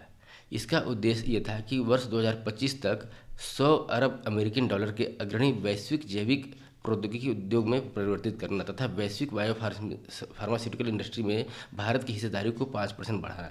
तो इसका टारगेट 2025 तक ये था कि हमको मतलब एक जो जैव प्रौद्योगिकी होती है, बायोटेक्नोलॉजी होती है, उसमें हमको अग्रणी के रूप में जो है बढ़ाना और बायो फार्मास्यूटिकल इंडस्ट्री में हमारी हिस्सेदारी बढ़ाना। इसके अंतर्गत जो है 1500 करोड़ जो है वो फंड जो है एलोकेट किया गया था और इसको जो है विश्व बैंक के सहयोग से जो है जैव प्रौद्योगिकी मतलब डिपार्टमेंट ऑफ बायोटेक्नोलॉजी के अंतर्गत biotechnology industry research assistance council की स्थापना की गई थी और उसके अंतर्गत जो है विश्व बैंक के द्वारा जो है इसको क्रियान्वयन किया जा रहा है। इस मिशन का मेन फोकस क्या था कि नई वैक्सीन को डेवलप करना, बायोथेरेपेटिक्स, डायग्नोस्टिक्स और मेडिकल डिवाइसों के विकास पर जोर देना, जिससे देश में बीमारियों के बढ़ते बोझ से इफेक्टिवली जो है निपटा जाए और इसके उद्देश्य दवाओं को और अधिक जो है कम दाम में किफ़ायती और सुलभ जो है इजीली अवेलेबल हो जाए मतलब जो है गांव छोटे जगहों पर भी जो है वो ईजी अवेलेबल हो जाए, चीप हो, सस्ता हो और सबके जो है पहुंच के अंदर हो। नेशनल बायो फार्मास्यूटिकल मिशन के अंतर्गत जो है 101 परियोजनाओं का समर्थन किया गया है, जिसमें 150 से अधिक संगठन और 30 से ज़्यादा माइक्रो, स्मॉल और मीडियम इंटरप्राइजेस जो है इसमें शामिल है। मिशन का जो है प्रारंभिक जो इनिशियल फोकस जो था क्या है कि ह्यूमन पेपिलोमा जो वायरस होता है उससे और डेंगू के से लड़ने के लिए उसका वैक्सीन को डेवलपमेंट करना, कैंसर से रिलेटेड वैक्सीन को डेवलप करना, फिर जो है diabetes, rheumatologist in the sense जो होता है जो गठिया वगैरह की जो बीमारी होती है, अर्थराइटिस वगैरह जो होता है उससे संबंधित मेडिसिन को डेवलप करना, और साथ साथ जो है बायोसिमिलर के साथ साथ मेडिकल डिवाइस और डायग्नोस्टिक्स के विकास पर ध्यान था। तो ये सब चीज़ें मेन फोकस था राष्ट्रीय बायोफार्मा जो मिशन था हमारा। फिर राष्ट्रीय बायोफार्मा मिशन से जो है नए बायोटेक उद्यमी सामने आए और जो वैज्ञानिक शोध से सस्ती उपयोगी स्वास्थ्य सेवाओं के रूप में बदल रहे हैं। सबसे बड़ा इसका उदाहरण है कि अर्जुन अरुणाचलम जो है उसके रूप में जो है एक नया जो स्टार्टअप चालू किया गया था। इनकी Bengaluru startup company voxel grids innovation private limited ने भारत में पहली बार स्वदेशी एमआरआई मशीन बनाई। तो इसके पहले जो इंडिया में मतलब जो एमआरआई मशीनें चल रही थी वो बाहर की थी, तो ये बेंगलुरु के स्टार्टअप कंपनी के द्वारा जो है इंडिया में पहला एमआरआई मशीन बना गया। कंपनी है voxel grids innovation private limited. इसी तरह जो है चेन्नई की कंपनी जो है लेविम लाइफटेक प्राइवेट लिमिटेड के जतिन विमल ने टाइप 2 में जो डायबिटीज़ होता है उसके इलाज के लिए लिराग्लुलाइट्स की भारत में पहली बायोसिमिलर दवाई बनाई। और यह दवा विदेश से आने वाली दवाओं से लगभग 3 गुनी सस्ती है। माइंड इट कि हमारे इंडिया में जो है दवाइयाँ बनती हैं वो विदेश में बनने वाली दवाइयों के पैरेलल में होती हैं, बराबर होती हैं, सिमिलर होती हैं, और कॉस्ट वाइज जो है उनसे बहुत ही कम कॉस्ट होता है हमारा। इनके क्लिनिकल ट्रायल के लिए जो है 85% खर्चा जो है ये नेशनल बायोडाइवर्सिटी बायोफार्मास्यूटिकल जो मिशन है उसके द्वारा उठाया गया, जो हमारे लिए जो इसमें 1500 जो करोड़ जो है एलोकेट किया गया था यहाँ पर, जो इसी के थ्रू जो है इसमें फंडिंग दी गई थी। कोविड-19 के दौरान जो दुनिया की पहली जो डीएनए बेस्ड जो है जो वैक्सीन बनी थी कोविड-19 की, जिकोवोक डी जिसको बोलते थे, जाइडस कैडिला के द्वारा विकसित किया गया था, उसको भी जो है नेशनल बायो फार्मास्यूटिकल जो मिशन है हमारा उसका समर्थन मिला था। और एनसीडी का जो बोला जाता है जिसको जो है जो कि मतलब जो है जो ये भारत के में कुल मौतों में लगभग 63% हिस्सेदारी जो है गैर संचारी रोगों में बताया जाता है। और मधुमेह और आईडीएफ के अनुमान के जो है 20 से 79 वर्ष के जो लोग हैं उसमें 2024 का जो आंकड़ा बोलता है कि लगभग 8.98 करोड़ लोग जो है वो मधुमेह आईडीएफ से जो है पीड़ित हैं, और 2050 में ये आंकड़ा ये बोल सकता है कि 15.67 करोड़ जो है लोग इससे प्रभावित हो जाएंगे। तो ये हुआ एक्चुअली हमारा डिस्कशन बायोफार्मा शक्ति और बायोफार्मा मिशन से संबंधित। नेक्स्ट टॉपिक है अपना इंडियाज़ 155 मिलियन स्टूडेंट्स मैंडेट 2026। है क्या चीज़ कि 18 वर्ष से लेकर के 23 वर्ष तक की जो आयु के लोग हैं इंडिया में उनको ऐसा माना जा रहा है कि 150 मिलियन है। तो ये आयु वर्ग के लोग जो है वो हायर एजुकेशन के लिए या तो विदेश जाएं या तो इंडिया में पढ़ें। तो इंडिया एक बहुत बड़ा जो है मार्केट होता जा रहा है हायर एजुकेशन से संबंधित। रिपोर्ट क्या है कि फरवरी 2026 में इंडियाज़ 155 मिलियन स्टूडेंट्स मैंडेट 2026 जो है एक रिपोर्ट जारी किया गया। ये एक साझा रिपोर्ट है, मतलब कंबाइंड रूप में जो है जारी किया गया है। कौन कौन इंस्टीट्यूशन इसमें शामिल है? नाइट फ्रैंक, डेलॉइट इंडिया और क्यूएस क्वार्टरली साइनोन से, जिसको बोलते हैं क्यूएस रैंकिंग जो जारी करता है, इसके द्वारा जो है ये संयुक्त रूप से जारी किया गया है। ये रिपोर्ट भारत में जो हायर एजुकेशन से संबंधित जो स्टूडेंट्स वगैरह की जो पॉपुलेशन तेज़ी से बढ़ रही है उसको ट्रैप करने की बात कर रहा है कि उसको कैसे इफेक्टिवली जो है हम इम्प्लीमेंट कर पाएँ, और कैसे विदेशी इंस्टीट्यूशन जो है कॉलेज वगैरह जो हैं वो भारत में आकर के अपने कैंपस खोलें और इसको ट्रैप करें, तथा इसके सामाजिक और आर्थिक वैश्विक शिक्षा पर बाजार पर पड़ने वाले प्रभावों का आकलन करती है ये रिपोर्ट। इसके अनुसार जो दिल्ली है वो अंतर्राष्ट्रीय छात्रों के लिए दुनिया के सबसे किफ़ायती छात्र शहर के रूप में जो है ये माना जा रहा है। अगर इसको देखा जाए, इस पूरे आर्टिकल को डिस्कशन करने से पहले हम कुछ देख लेते हैं जो शब्दावली आ रही है, उसको जो है हम समझ लेंगे तो समझना और आसान हो जाएगा। एक है आउटबाउंड उच्च शिक्षा, मतलब जो है हमारे व्यक्ति इंडिया का कोई स्टूडेंट है, बच्चे हैं, अगर वो विदेश में पढ़ने के लिए जाते हैं तो हम उसको बोलते हैं outbound higher education. Offshore campus, मतलब कोई विदेशी इंस्टीट्यूशन है, विश्वविद्यालय है, वो इंडिया में आकर के अपना कोई नया ब्रांच डालता है, कैंपस डालता है, तो उसको हम बोलते हैं ऑफशोर कैंपस। फिर संस्थागत गतिशीलता का मतलब ये हुआ कि जो इंस्टीट्यूशन विदेश में है और इंडिया में आकर के अपना जो इंस्टीट्यूशन खोल रहे हैं, तो उसमें क्या हो रहा है कि इंस्टीट्यूशन की मोबिलिटी हो रही है। पहले क्या कि छात्रों का मूवमेंट होता था, सपोज दैट इंडिया से कोई जा रहा है हार्वर्ड में पढ़ने के लिए, लेकिन अगर हार्वर्ड जो है इंडिया में आकर के कैंपस खोल दिया तो क्या हुआ, ये इंस्टीट्यूशन की मोबिलिटी हुई, तो ये हुआ संस्थागत गतिशीलता। फिर शहरी स्तर की तैयारी क्या है कि कौन सा जो है हमारा शहर, किस तरीके का शहर जो है विदेशी कैंपस को चलाने के लिए, कनेक्टिविटी के मामले में, इंडस्ट्री के इकोसिस्टम को मतलब प्रमोट करने के लिए, तथा सामाजिक और आर्थिक परिपक्वता और जो इंस्टीट्यूशनल ग्रेड स्पेस होता है, ऐसी जो शर्तें चाहिए नया कैंपस खोलने के लिए, उसको कितना फॉलोअप करते हैं, उसके लिए कितना रेडी हैं।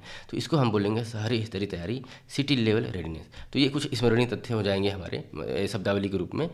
अब इस जो है रिपोर्ट में क्या क्या दिया गया है, तो जैसे पहले उच्च शिक्षा का जो है अंतर्राष्ट्रीयकरण मुख्यतः छात्रों के पश्चिमी देशों में जाकर पढ़ने पर आधारित था। मतलब क्या है इसका, कि हम जब बोलते हैं कि ग्लोबलाइजेशन की बात बोलते हैं, इंटरनेशनलाइजेशन की बात करते हैं, तो इसमें कोई बाउंड्री नहीं होती है। एक देश से दूसरे देश में लोग नौकरी के लिए जाते हैं, पढ़ने के लिए जाते हैं। तो जब इंटरनेशनलाइजेशन ऑफ द एजुकेशन की बात होती थी, तो इंडिया में एजुकेशन का सिस्टम उतना डेवलप न होने की वजह से इंडिया से लोग जो है यूरोप में, ऑस्ट्रेलिया में, यूएसए में जाते थे पढ़ने के लिए। अब जो है ये इंडिया में जो पॉपुलेशन का एक जो बेनिफिट है, इसके चलते ये बदलाव दिख रहा है कि विदेशी जो विश्वविद्यालय हैं स्वयं अपना जो है कैंपस जो है खोल रहे हैं। इसको हम बोलेंगे संस्थागत गतिशीलता और ऑफशोर कैंपस जिसको बोला जाएगा। ये बदलाव क्यों आया है? बदलाव आया है न्यू एजुकेशन पॉलिसी जो 2020 में जो लागू किया गया था, उसके आधार पे जो विदेशी विश्वविद्यालयों को जो है ऑफशोर कैंपस खोलने के लिए जो है सुविधाएं प्रदान की गई। उनको ऑफर किया जा रहा है इंडिया में कि आप आकर कैंपस खोलिए। इस रिपोर्ट के अनुसार जो है भारत में जो है 18 से 23 वर्ष के आयु वर्ग का जो समूह है, उसको बोलते हैं कि 15.5 करोड़ है, जो कि वैश्विक स्तर पर एक बहुत बड़ा जो है बाजार है, बहुत बड़ा आधार बनता है। और इसी को जो है विदेशी जो कैंपस वगैरह है, इंस्टीट्यूशन है, कॉलेज वगैरह हैं, इसी को वो ट्रैप करना चाहते हैं, उसको यूज करना चाहते हैं। इसलिए भारत उच्च शिक्षा के क्षेत्र में दीर्घकालिक अवसर प्रदान करता है। अब ये जो पॉपुलेशन है इस एज ब्रैकेट का, ये एक तरीके से लॉन्ग टर्म जो है एक अपॉर्चुनिटी देता है, जो कि बहुत ही स्टेबल है, क्योंकि हमारी जनसंख्या बेस्ड है ये, तो ये बहुत स्टेबल है, अनस्टेबल नहीं है। और क्यूएस की जो बेस्ट स्टूडेंट्स सिटीज़ रैंकिंग के आधार पर देखा जाए 2026 का जो है, इसमें जो भारतीय जो है मेगा सिटीज़ होती हैं, वैश्विक स्तर पर छात्रों के लिए अधिक आकर्षण बन गई हैं। क्यों बन गई हैं? क्योंकि यहाँ पर जो है एक तो बेहतर रोजगार के अवसर हैं और पढ़ाई की लागत भी कम है। अगर एजुकेशन का कॉस्ट निकाला जाए यूरोप के और यूएसए के और इंडिया में, सेम टाइप का जो है एजुकेशन जो है हमारे में बहुत चीप रेट में मिल जाता है। दूसरा जो है यहाँ पे जो है इतनी पॉपुलेशन है, इतना कंजम्पशन है, तो उससे संबंधित जो इंडस्ट्री आ रही हैं उससे रोजगार के अवसर भी मिलते हैं। दिल्ली, मुंबई, बेंगलुरु जो कि टियर 1 सिटी में आते हैं, वो नियोक्ता गतिविधि बढ़ाने के लिए, नियोक्ता मतलब जो एम्प्लॉयर है उसकी गतिविधि को बढ़ाने के लिए, और कंपनियां यहाँ पे अधिक से अधिक संख्या में कुशल स्नातकों को नौकरी देना चाहती हैं। तो यहाँ पर क्या है, एक तो इंडस्ट्री भी है और पॉपुलेशन भी है, तो वो दोनों चीज़ें इसको बेनिफिट देती हैं। रिपोर्ट का एक प्रमुख निष्कर्ष ये भी है कि विदेशी संस्थाओं की सफलता इस पर भी निर्भर करती है कि वे किस शहर में और किस प्रकार की भौतिक व्यवस्था के साथ काम करना चाहती हैं। अब देखिए, कोई फॉरेन इंस्टीट्यूशन जो है इंडिया में अगर कैंपस खोलता है, दिल्ली में खोलेगा, बेंगलोर में खोलेगा, मुंबई में खोलेगा, लेकिन डिफरेंस क्या है कि दिल्ली में किस टाइप के कॉलेज खोलने हैं, बेंगलोर में किस टाइप के कॉलेज खोलने हैं और मुंबई में किस टाइप के कॉलेज खोलने हैं, ये डिफरेंट मतलब जो है उस सिटी के हिसाब से, बिहेवियर के हिसाब से डिपेंड करता है। और उसी के आधार पे जो है ये सफलता जो है उस कैंपस की डिपेंड करती है। जैसे कि टियर 1 शहर दिल्ली, एनसीआर, बेंगलुरु, मुंबई है, तो इसमें क्या है उद्योग क्लस्टर और इंफ्रास्ट्रक्चर मजबूत है। तो इसमें क्या है कि यहाँ पर वर्टिकल कैंपस और उद्योग विश्वविद्यालय सहयोग जल्दी विकसित हो सकते हैं। तो इंडस्ट्री रिलेटेड जो इंस्टीट्यूशन वगैरह होते हैं वो जल्दी सक्सेसफुल होने के चांस है। दिल्ली और एनसीआर की बात की जाए तो इसमें सबसे मजबूत अगर आसपास के एरिया में जो है गुरुग्राम जो है वो अग्रणी के रूप में है।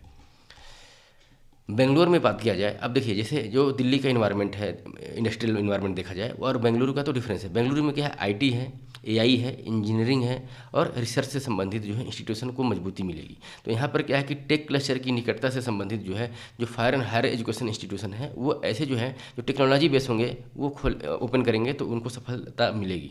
फिर मुंबई क्या है, ये हमारी फाइनेंशियली कैपिटल है, फाइनेंशियल राजधानी है। तो यहाँ पर क्या है कि bank, non banking finance company, private equity, फिर पूंजी बाजार और मीडिया मनोरंजन का बड़ा नेटवर्क है। तो ऐसे सिमिलर टाइप के इंस्टीट्यूशन यहाँ पे खुलने चाहिए। टियर 2 सिटी की बात की जाए तो जैसे चंडीगढ़ है, कोच्चि है, गोवा है, तो इसमें जो है एक काफ़ी बड़ा जो भूखंड है, ज़मीन है, लैंड है, वहाँ पर जो आपको मिल जाता है कम लागत में, कंपेयर देन जो है टियर 1 सिटी है।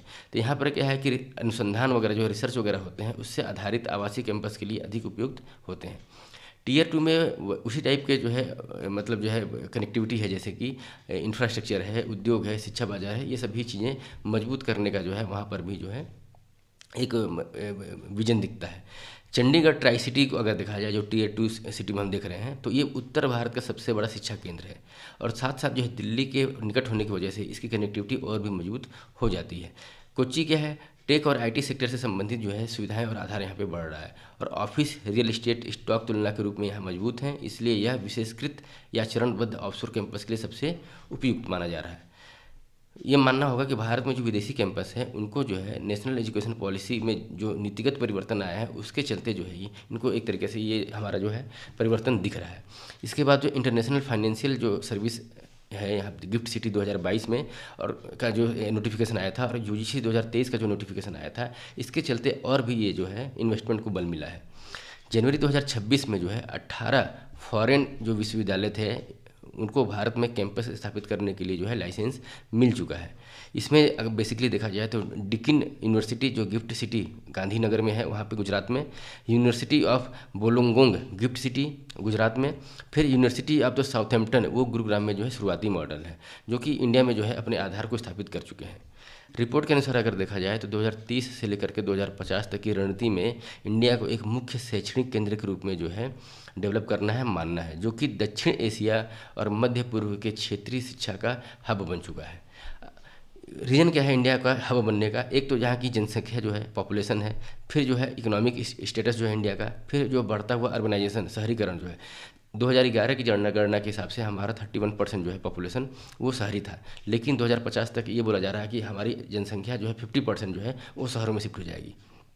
तो ये भी एक तरीके का जो है वो पॉजिटिव चीज़ है इस टाइप के एजुकेशन से संबंधित। फिर अंतर्राष्ट्रीय शिक्षा में जो बढ़ रही है रुचि, उसमें भारत को उच्च शिक्षा के सबसे गतिशील वैश्विक बाजारों को स्थान देती है। तो ये रिपोर्ट जो है जारी किया गया था 3 इंस्टीट्यूशन के द्वारा, माने ये रखता है प्रीलिम्स के परस्पेक्टिव से कि नाइट फ्रैंक, डेलाइट इंडिया और क्यूएस के द्वारा, क्यूएस सिंड्रोम के द्वारा जो है इसको रिलीज किया गया और ये जो है इसका बेसिक्स। नेक्स्ट टॉपिक है स्वावलंबी योजना, स्वावलंबिनी योजना। कौशल विकास और उद्यमी मंत्रालय जो कि राज्य मंत्री हैं स्वतंत्र प्रभार को जयंत चौधरी ने 9 फरवरी 2026 को लोकसभा में एक जवाब दिया कि किस तरीके से जो है स्वावलंबी योजनाएं जो चल रही हैं उससे संबंधित हमको जानना है कि स्वावलंबनी योजना है क्या चीज़, किसके द्वारा चलाया जा रहा है। तो ये जो है मिनिस्ट्री ऑफ स्किल डेवलपमेंट के द्वारा चलाया जा रहा है और साथ साथ इसका जो नॉलेज पार्टनर है वो नीति आयोग की महिला उद्यमिता मंच, ये दोनों के सहयोग से जो है फरवरी 2025 में इसे लॉन्च किया गया था। बेसिक पर्पज़ क्या है इस स्वावलंबनी योजना का कि महिला उद्यमिता को बढ़ाना, वुमेन एंटरप्रेन्योर होते हैं जो वुमेन स्टार्टअप बिजनेस से संबंधित जो है उस चीज़ को प्रमोट करना। और इसको जो है शुरुआत किया गया था एज ए पायलट परियोजना, कहाँ पर? आसाम, मेघालय, मिजोरम, उत्तर प्रदेश, तेलंगाना के 6 उच्च शिक्षा मतलब जो हायर एजुकेशन इंस्टीट्यूट हैं, विश्वविद्यालय हैं, वहाँ पर जो भी महिलाएं वगैरह पढ़ती हैं, जो गर्ल्स स्टूडेंट्स पढ़ती हैं, उनके अंतर्गत जो है जो बिजनेस वाली जो फीलिंग है, बिजनेस वाला जो माइंडसेट है उसको डेवलप करने के लिए जो है ये स्वावलंबनी योजनाएँ चालू की गई थी।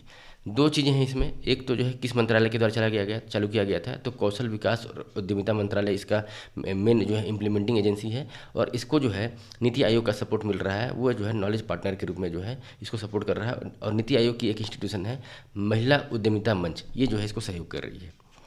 और इसके अंतर्गत जो है कौशल विकास और उद्यमिता मंत्रालय ने इस कार्यक्रम को अपने स्वायत्त संस्थानों जो ऑटोनोमस इंस्टीट्यूशन होते हैं, जो बड़े बड़े इंस्टीट्यूशन होते हैं स्टेट के हिसाब से, तो उनको अर्थात राष्ट्रीय उद्यमिता एवं लघु व्यवसाय विकास संस्थान, ये जो इंस्टीट्यूशन है, और साथ साथ जो है इंडियन इंस्टीट्यूट ऑफ एंटरप्रेन्योर जो कि गुवाहाटी में स्थित है, और ये जो इंस्टीट्यूशन है राष्ट्रीय उद्यमिता लघु व्यवसाय विकास संस्थान नोएडा में, तो इनके माध्यम से जो है इसको जो है इम्प्लीमेंट किया जा रहा है।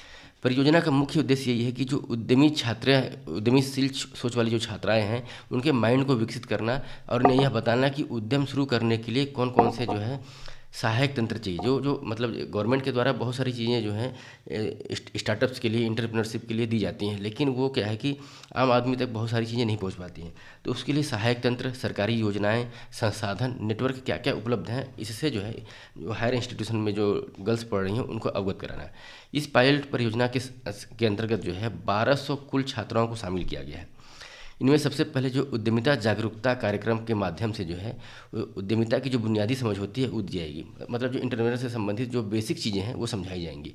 और उसके बाद जो है जो 1200 छात्राएं हैं उसमें से आगे बढ़ करके केवल 600 जो छात्राएं हैं उनको चुना जाएगा। किस लिए? उद्यमिता विकास कार्यक्रम में गहन प्रशिक्षण दिया जाएगा उनको, मतलब जो है डीप नॉलेज दिया जाएगा उद्यमिता से संबंधित। और इस पूरे कार्यक्रम को जो है उसका मतलब जो है क्रियान्वयन, मतलब कैसे काम हो, इसकी सुपरवाइजरी और साथ साथ निगरानी जो है वो कौशल विकास मंत्रालय, मिनिस्ट्री ऑफ स्किल डेवलपमेंट जो है उसके द्वारा किया जाएगा। नीति आयोग इस कार्यक्रम में क्या करता है, वो सहयोग देता है। क्या क्या करता है? जैसे कि वर्कशॉप अरेंज करता है, मेंटोरिंग करता है, सीड फंडिंग जो होती है, मतलब स्टार्टअप के लिए जो इनिशियल फंड चाहिए उसको हम सीड फंड बोलेंगे। तो सीड फंडिंग की भी मदद करता है। और अवार्ड टू रिवार्ड पहल जो है, इसी के माध्यम से जो है जो सफल उद्यमी होंगे उनको पहचान करेगा और सम्मान देगा। किस माध्यम से? Award to reward. फिर जो है ये स्किल डेवलपमेंट मिनिस्ट्री के प्रशिक्षण के लिए जो है राष्ट्रीय उद्यमिता एवं लघु व्यवसाय विकास संस्थान और भारतीय उद्यमिता संस्थान जो है उसको कुल 40,46,016 रुपये को की राशि आवंटित किया गया है। और इस राशि में से जो है 10,11,504 रुपये जो है राशि मिनिस्ट्री ऑफ स्किल डेवलपमेंट के द्वारा जो है क्रियान्वयन संस्थान को जारी किया जा चुका है। मतलब जो इंस्टीट्यूशन जो शॉर्टलिस्ट किए गए हैं ये जो है संस्था, उनको जारी किया गया है। और अभी यह कार्यक्रम जो है पायलट रूप में चल रही है। बाद में इसे जो है और भी दूसरे स्टेट्स में जो है इम्प्लीमेंट किया जाएगा, जिसमें पायलट रूप में असम, मेघालय, मिजोरम, उत्तर प्रदेश और तेलंगाना में ये चल रहा है। कार्यक्रम की प्रगति, परिणाम और को नियमित रूप से देखने के लिए मंत्रालय के द्वारा जो है नीति आयोग के सहयोग से समग्र निगरानी एवं मूल्यांकन तंत्र को भी लागू किया गया है। तो ये हुआ स्वावलंबी योजना से संबंधित हमारा डिस्कशन। नेक्स्ट टॉपिक है प्लास्ट इंडिया 2026 से रिलेटेड। कुछ इसका सिनॉप्सिस देख लेते हैं कि 5 से 10 फरवरी 2026 के बीच में मध्य अग्रणी प्लास्टिक प्रदर्शनियाँ जो लगी थी प्लास्ट इंडिया 2026 के समिट में, इसका आयोजन कहाँ हुआ था? आयोजन इसका हुआ था भारत मंडपम, नई दिल्ली में किया गया था। इसमें जो है फूड प्रोसेसिंग इंडस्ट्री के जो मिनिस्टर हैं चिराग पासवान, उन्होंने 9 फरवरी को इस सभा में जो है प्लास्ट उद्योग स्थिति report 2025, plastic industry status report 2025 जो है उसको रिलीज किया। साथ ही साथ जो है स्टार्टअप सर्च इनिशिएटिव के विजेताओं को पुरस्कार भी इसमें दिया गया। ये पहल प्लास्ट इंडिया फाउंडेशन के द्वारा जो है ऑर्गेनाइज किया जाता है। और साथ साथ जो है इसमें IIM कलकत्ता इनोवेशन पार्क के सहयोग से इसको विकसित किया गया था। 2026 का जो प्लास्ट इंडिया समिट हुआ है, इसका आयोजन जो है केमिकल और पेट्रोकेमिकल जो डिपार्टमेंट है ministry of commerce and industry के अंतर्गत जो है, और तथा जो है ministry of micro small and medium enterprises के सहयोग से इसको चलाया गया था, आयोजन किया गया था इसको। इस प्रदर्शनी में जो है 2000 से अधिक इंटरनेशनल जो है प्रदर्शक आए थे, जिन्होंने प्लास्टिक उद्योग की पूरी मूल्य श्रृंखला, मतलब वैल्यू चेन जो होता है उससे संबंधित जो है तकनीकी, मशीनें, कच्चा माल जो होता है, पर्यावरण के अनुकूल जो टिकाऊ मतलब जो समाधान होना चाहिए प्लास्टिक्स का, उससे संबंधित जो प्रदर्शनी है उसको देखा, उसमें पार्टिसिपेट किया। प्लास्ट इंडिया 2026 को जो है शून्य अपशिष्ट प्रदर्शनी के रूप में भी जो है आयोजित किया गया, मतलब जीरो वेस्ट एग्जीबिशन जो था ये। इसका ये मतलब हुआ कि जो सॉलिड वेस्ट निकलता है हमारा प्लास्टिक के थ्रू, उसको अलग अलग तरीके से रखा गया था, जिसमें कि उसको अलग अलग सेग्रीगेशन, उसमें रिसाइकलिंग था, और साथ साथ जो है जहाँ संभव हो उसको रीयूज करने से संबंधित जो है प्रदर्शनी में था। इस प्रदर्शनी में जो मुख्य खास बात थी, इसमें जो सीपेट इंस्टीट्यूशन है, central institute of petrochemical and engineering technology ने इसमें मतलब एक्टिव पार्टिसिपेशन किया था। प्लास्ट इंडिया 2026 जो है उसके 5 जो स्ट्रेटेजिकली जो पिलर बोला जाएगा 5T है। 5T का मतलब यहाँ पे हुआ कि जो प्लास्टिक इंडस्ट्री है उसमें उसको हमको क्या करना है, तो ट्रेड को बढ़ावा देना है। T मतलब ट्रेड, फिर टेक्नोलॉजी, टैलेंट, ट्रेडिशन और टूरिज्म। तो इन 5 चीज़ों को रख करके जो है प्लास्टिक इंडस्ट्री 2026 का एक थीम था ये। भारत में जो प्लास्टिक इंडस्ट्री का जो है वर्तमान आकार देखा जाए तो 3 से लेकर के 3.5 लाख करोड़ रुपए तक का माना जाता है। मतलब जो प्लास्टिक इंडस्ट्री की इकोनॉमी जो है अभी 3 से 3.5 लाख करोड़ की है। प्लास्ट इंडिया समिट के बारे में कुछ जो है शॉर्ट देखा जाए तो 5 से 10 फरवरी के बीच में आयोजित हुआ था। स्थान भारत मंडपम, नई दिल्ली, प्रगति मैदान के परिसर में है। संस्करण कौन सा था? संस्करण ये 12वां था। मतलब जो है ये 3 साल में एक बार जो है इसको ऑर्गेनाइज किया जाता है। मुख्य विषय क्या था इसका थीम? तो भारत नेक्स्ट इसका मुख्य विषय था। इसके अलावा कुछ स्मरणीय तथ्य देखा जाए तो प्लास्ट इंडिया फाउंडेशन की स्थापना हुई थी 1987 में। सीपेट जो इंस्टीट्यूशन है, जो प्लास्टिक इंडस्ट्री से संबंधित जो कॉलेज है, एज ए सोसाइटी रजिस्ट्रेशन हुआ था वर्ष 1968 में। 1860 के तहत इसकी स्वायत्त संस्थान के रूप में जो है ये इस्टेब्लिश हुआ था। इंडिया में जो है प्लास्टिक में अगर देखा जाए तो जो सिंगल यूज प्लास्टिक होता है उसका निर्माण, आयात, भंडारण, वितरण, बिक्री और उपयोग ये टोटली प्रतिबंधित है। कब से? 1 जुलाई 2022 से। फिर जो प्लास्टिक कैरी बैग हम यूज करते हैं उसका जो अगर मोटाई देखा जाए तो 75 माइक्रॉन से अगर कम है तो वो 30 सितंबर 2021 से ही बैन है, प्रतिबंधित है। 120 माइक्रॉन से अगर कम है तो वो 31 दिसंबर 2022 से ही प्रतिबंधित है। जुलाई 2022 के एक सरकारी एक्सप्लेनर में जो सरकार का एक डाटा है उसके अंतर्गत जो है प्रति व्यक्ति जो प्लास्टिक खपत है, कंजम्पशन है, वो 11 किलोग्राम का उल्लेख मिलता है। तो ये जो है, ये जो डाटा फैक्ट्स वगैरह है, ये प्लास्टिक से संबंधित अगर हम मेंस में लिखते हैं तो वो हमारे काम आता है। जो ये 5T वाला कंसेप्ट है कि trade, technology, talent, tradition, tourism, ये सब हमको लिखने में काम आएगा। प्रीलिम्स के पर्सपेक्टिव से कहाँ पे ऑर्गेनाइज हुआ, किसके द्वारा हुआ, क्या रिपोर्ट विमोचित किया गया, ये सब चीज़ें जो है हमको इम्पोर्टेंट हो जाता है। नेक्स्ट टॉपिक है Bharat container shipping line BCSL, जिसका मतलब है कि Bharat container shipping line BCSL की जो है एक तरीके से जो स्थापना की गई है। ये 3 फरवरी 2026 को एक इंटीग्रेटेड जो घरेलू स्तर पे जो है कंटेनर का जो पारिस्थितिक तंत्र होता है, जिसमें कि हमारा जो है कंटेनर का मैन्युफैक्चरिंग, ट्रांसपोर्टेशन और जो उसका जो है लोडिंग अनलोडिंग, शिपिंग वगैरह से जो संबंधित चीज़ें जो हैं उसको जो है एक तरीके से निर्माण कार्य में जो है एक और अधिक कदम आगे बढ़ाते हुए इसको स्थापना किया गया है। स्थापना करने का मतलब जो है इसमें MOU साइन किया गया, मेमोरेंडम ऑफ अंडरस्टैंडिंग। किसके बीच में साइन किया गया है? ये जो है हस्ताक्षर किया गया है जो मिनिस्ट्री ऑफ शिपिंग कॉरपोरेशन जो है, पोर्ट शिपिंग कॉरपोरेशन और वाटरवे मिनिस्टर सर्बानंद सोनोवाल हैं, और केंद्रीय रेल मंत्री, सूचना एवं प्रसारण मंत्री और इलेक्ट्रॉनिक्स एवं सूचना प्रौद्योगिकी मंत्री अश्विनी वैष्णव की उपस्थिति में इसको किया गया। तो ये जो है अलग अलग मंत्रालयों के साथ जो है टाई अप करके जो है ये MOU साइन किया गया है, जिसको बोलेंगे भारत कंटेनर शिपिंग लाइन। ये जो है इसका मुख्य उद्देश्य ये है कि ये कंटेनर सेगमेंट जो होता है उसमें राष्ट्रीय शिपिंग क्षमता को बढ़ाना है, उसका निर्माण करना है, नेशनल शिपिंग कैपेबिलिटी को इन्हेंस करना है। फिर भारत के कंटेनर ट्रेड में जो विदेशी शिपिंग ऑपरेटर्स की जो निर्भरता, डिपेंडेंसी है हमारी, उसको भी घटाना है। मतलब अभी हम शिपिंग के लिए अगर किसी फॉरेन कंपनी पे डिपेंडेंट हैं, फॉरेन शिपिंग ऑपरेटर्स पे, तो उसको हमको कम करना है, रिड्यूस करना है। फिर जो मल्टीप्लायर इफेक्ट जो होता है उसमें जैसे वैश्विक समुद्री व्यापार में भारत की एक तो कॉमर्शियल होल्डिंग और साथ साथ स्ट्रेटेजिक स्थिति को जो है मजबूत करने के लिए जो है इस मतलब जो है BCSL का निर्माण किया गया है। इसमें अगर देखा जाए तो इस समझौते के अंतर्गत जो है एक तो शिपिंग कॉरपोरेशन ऑफ इंडिया शामिल हो गया, दूसरा जो है कंटेनर कॉरपोरेशन ऑफ इंडिया कंकोर हो गया, और तीसरा जो है जवाहरलाल नेहरू पोर्ट प्राधिकरण जो कि जो है नवी मुंबई में स्थित पोर्ट है, और चौथा जो है VO चिदम्बरम पोर्ट प्राधिकरण जो कि टुटीकोरिन में है, चौथा ये हो गया। फिर चेन्नई पोर्ट प्राधिकरण, ये पांचवा हो गया। फिर एक NBFC कंपनी है, non banking financial company, Sagarmala finance corporation limited SMFCL, वो हो गया छठवीं कंपनी। और साथ साथ जो है इनके बीच में जो है ministry of port shipping and जो वाटरवे है, इनके तत्वाधान में जो है, इनकी उपस्थिति में जो है ये MOU जो है साइन किया गया है, और इसके द्वारा जो है इसको डेवलप किया जाएगा। ये इंस्टीट्यूशन मिल करके जो है कुछ शेयर होल्डिंग के माध्यम से जो है एक कंपनी बनाए BCSL, जिसका मुख्य उद्देश्य जो है एक तरीके से इंडिया का जो शिपिंग इंडस्ट्रीज़ है उसको जो है इंटीग्रेट करना और मल्टीप्लायर के रूप में जो है इसको डेवलप करना। इसमें इक्विटी जो होगी, मतलब किसकी कितनी साझेदारी होगी, जो ये 5 कंपनी हमने बताया है, इसमें जो है कंकोर कंटेनर कॉरपोरेशन ऑफ इंडिया की 30% होगी, फिर शिपिंग कॉरपोरेशन ऑफ इंडिया की 30% हिस्सेदारी होगी, फिर जो है SMFCL जो है उसकी हिस्सेदारी जो है 20% होगी, जो सागरमाला जो NBFC है, फिर जो है JNPA की 10% होगी, फिर VOCPA जो पोर्ट है टुटीकोरिन में उसकी 5% और चेन्नई पोर्ट की जो है 5% जो है हिस्सेदारी होगी। इस समझौते के अंदर जो है जो MOU साइन हुआ है 2026-27 में जो घोषित कंटेनर मैन्युफैक्चरिंग असिस्टेंस स्कीम जो चालू किया गया था उसी के अकॉर्डिंगली जो है इसको लॉन्च किया गया है। और भारत में कंटेनर शिपिंग लाइन के समझौते ज्ञापन के साथ साथ जो है VO चिदम्बरम पोर्ट प्राधिकरण जो है, जो कि तूतीकोरिन में आउटर हार्बर परियोजना क्या होता है कि जैसे जो मुख्य जो शिपिंग पोर्ट है उसके चारों तरफ का एरिया को जो है छोटे छोटे जो पोर्ट्स वगैरह के रूप में जो है डेवलप करना, ताकि जो है उसको जो है एक तरीके से हेल्प मिल पाए, जैसे सेटेलाइट टाइप का जो है डेवलपमेंट जो होता है वो करना हार्बर परियोजना के तहत आउटर एरिया में। फिर जो है यह समझौता जो है VO चिदम्बरम पोर्ट प्राधिकरण, इंडियन रेलवे फाइनेंस कॉरपोरेशन जो कि ये भी एक NBFC है, और सागरमाला फाइनेंस कॉरपोरेशन लिमिटेड ये भी NBFC है। तो इन मतलब जो है संस्थाओं के बीच में जो है हुआ है कहाँ पे, VO चिदम्बरम पोर्ट के चारों तरफ जो है कुछ ऐसा चीज़ों को डेवलप करना जो है आउटर हार्बर परियोजना के अंतर्गत।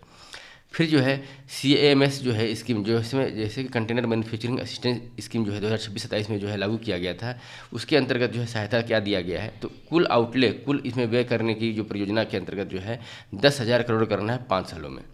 लक्ष्य क्षमता क्या है इसकी, तो अगले 10 दशक में जो है वार्षिक घरेलू निर्माण क्षमता लगभग 10 लाख TEU जो है वो करना है।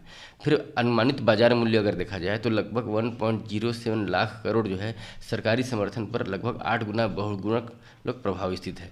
फिर रोजगार का जो है टारगेट इसमें अगर देखा जाए तो लगभग जो है 3,000 प्रत्यक्ष डायरेक्ट एम्प्लॉयमेंट मिलेगा और 50,000 से ज़्यादा जो है इनडायरेक्ट अप्रत्यक्ष रोजगार का अनुमान है इसमें। साथ ही साथ जो है जो एसोसिएटेड इंडस्ट्रीज़ वगैरह होती हैं, सहायक इंडस्ट्री जो आसपास के जो क्षेत्र होंगे उनको भी जो है बढ़ावा मिलेगा कॉर्नर कास्टिंग के रूप में।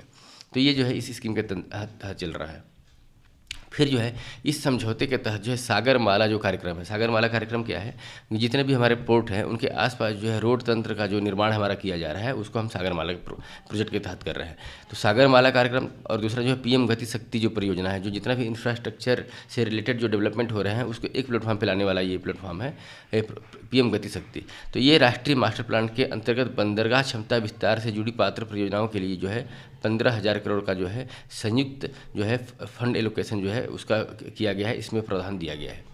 फिर यह वित्त पोषण जो है ढांचा मुख्य रूप से जो है ब्रेक वाटर निर्माण तथा उससे जुड़ी ऑनशोर और ऑफशोर सुविधाओं के लिए जो है ऋण आधारित जो है डिप्ट फंडिंग की जो है बात इसमें की गई है, केंद्रित करता है, जिसे हमें मुख्य रूप से हाइब्रिड एन्युटी मॉडल के माध्यम से जो है उपलब्ध कराया जाता है। ये हाइब्रिड एन्युटी मॉडल क्या होता है, जैसे कि फंडिंग का जो मैकेनिज्म होता है वो हाइब्रिड माध्यम, ये मतलब यह है कि उसमें जो है एक तो प्राइवेट का कुछ पार्टनरशिप होता है और प्राइवेट पार्टनरशिप के बाद भी जो है बिल्ड करे, जो बनाने वाला होगा उसको ऑपरेट करेगा, फिर बाद में ट्रांसफर कर देता है जब उसका जो है मूल्य जो है निकल जाता है। जैसे बहुत सारा स्कीम होता है जो डेवलपमेंट का, पीपीपी मॉडल में हम डेवलप करते हैं, तो जैसे कि बीओटी मॉडल होता है, फिर हाइब्रिड एन्युटी मॉडल भी होता है, फिर build operate own and transfer वाला मॉडल होता है। तो इसको जो है हम के माध्यम से जो है हाइब्रिड मॉडल जो है इसमें अडॉप्ट किया गया है। फिर कनकोर के साथ साझेदारी में विकसित की जा रही नई शिपिंग और कंटेनर लाइन के माध्यम से जो है लगभग 15,000 करोड़ के निवेश से पूरे भारत में एक मजबूत विश्व स्तरीय कंटेनर पारिस्थितिकी तंत्र का जो है निर्माण किया जाएगा। तो कंटेनर पारिस्थितिकी तंत्र क्या है, इसके मैन्युफैक्चरिंग से संबंधित, ट्रांसपोर्टेशन से संबंधित ये सब चीज़ें जो है एकत्रित होकर के इंटीग्रेटेड होकर के चलेंगी।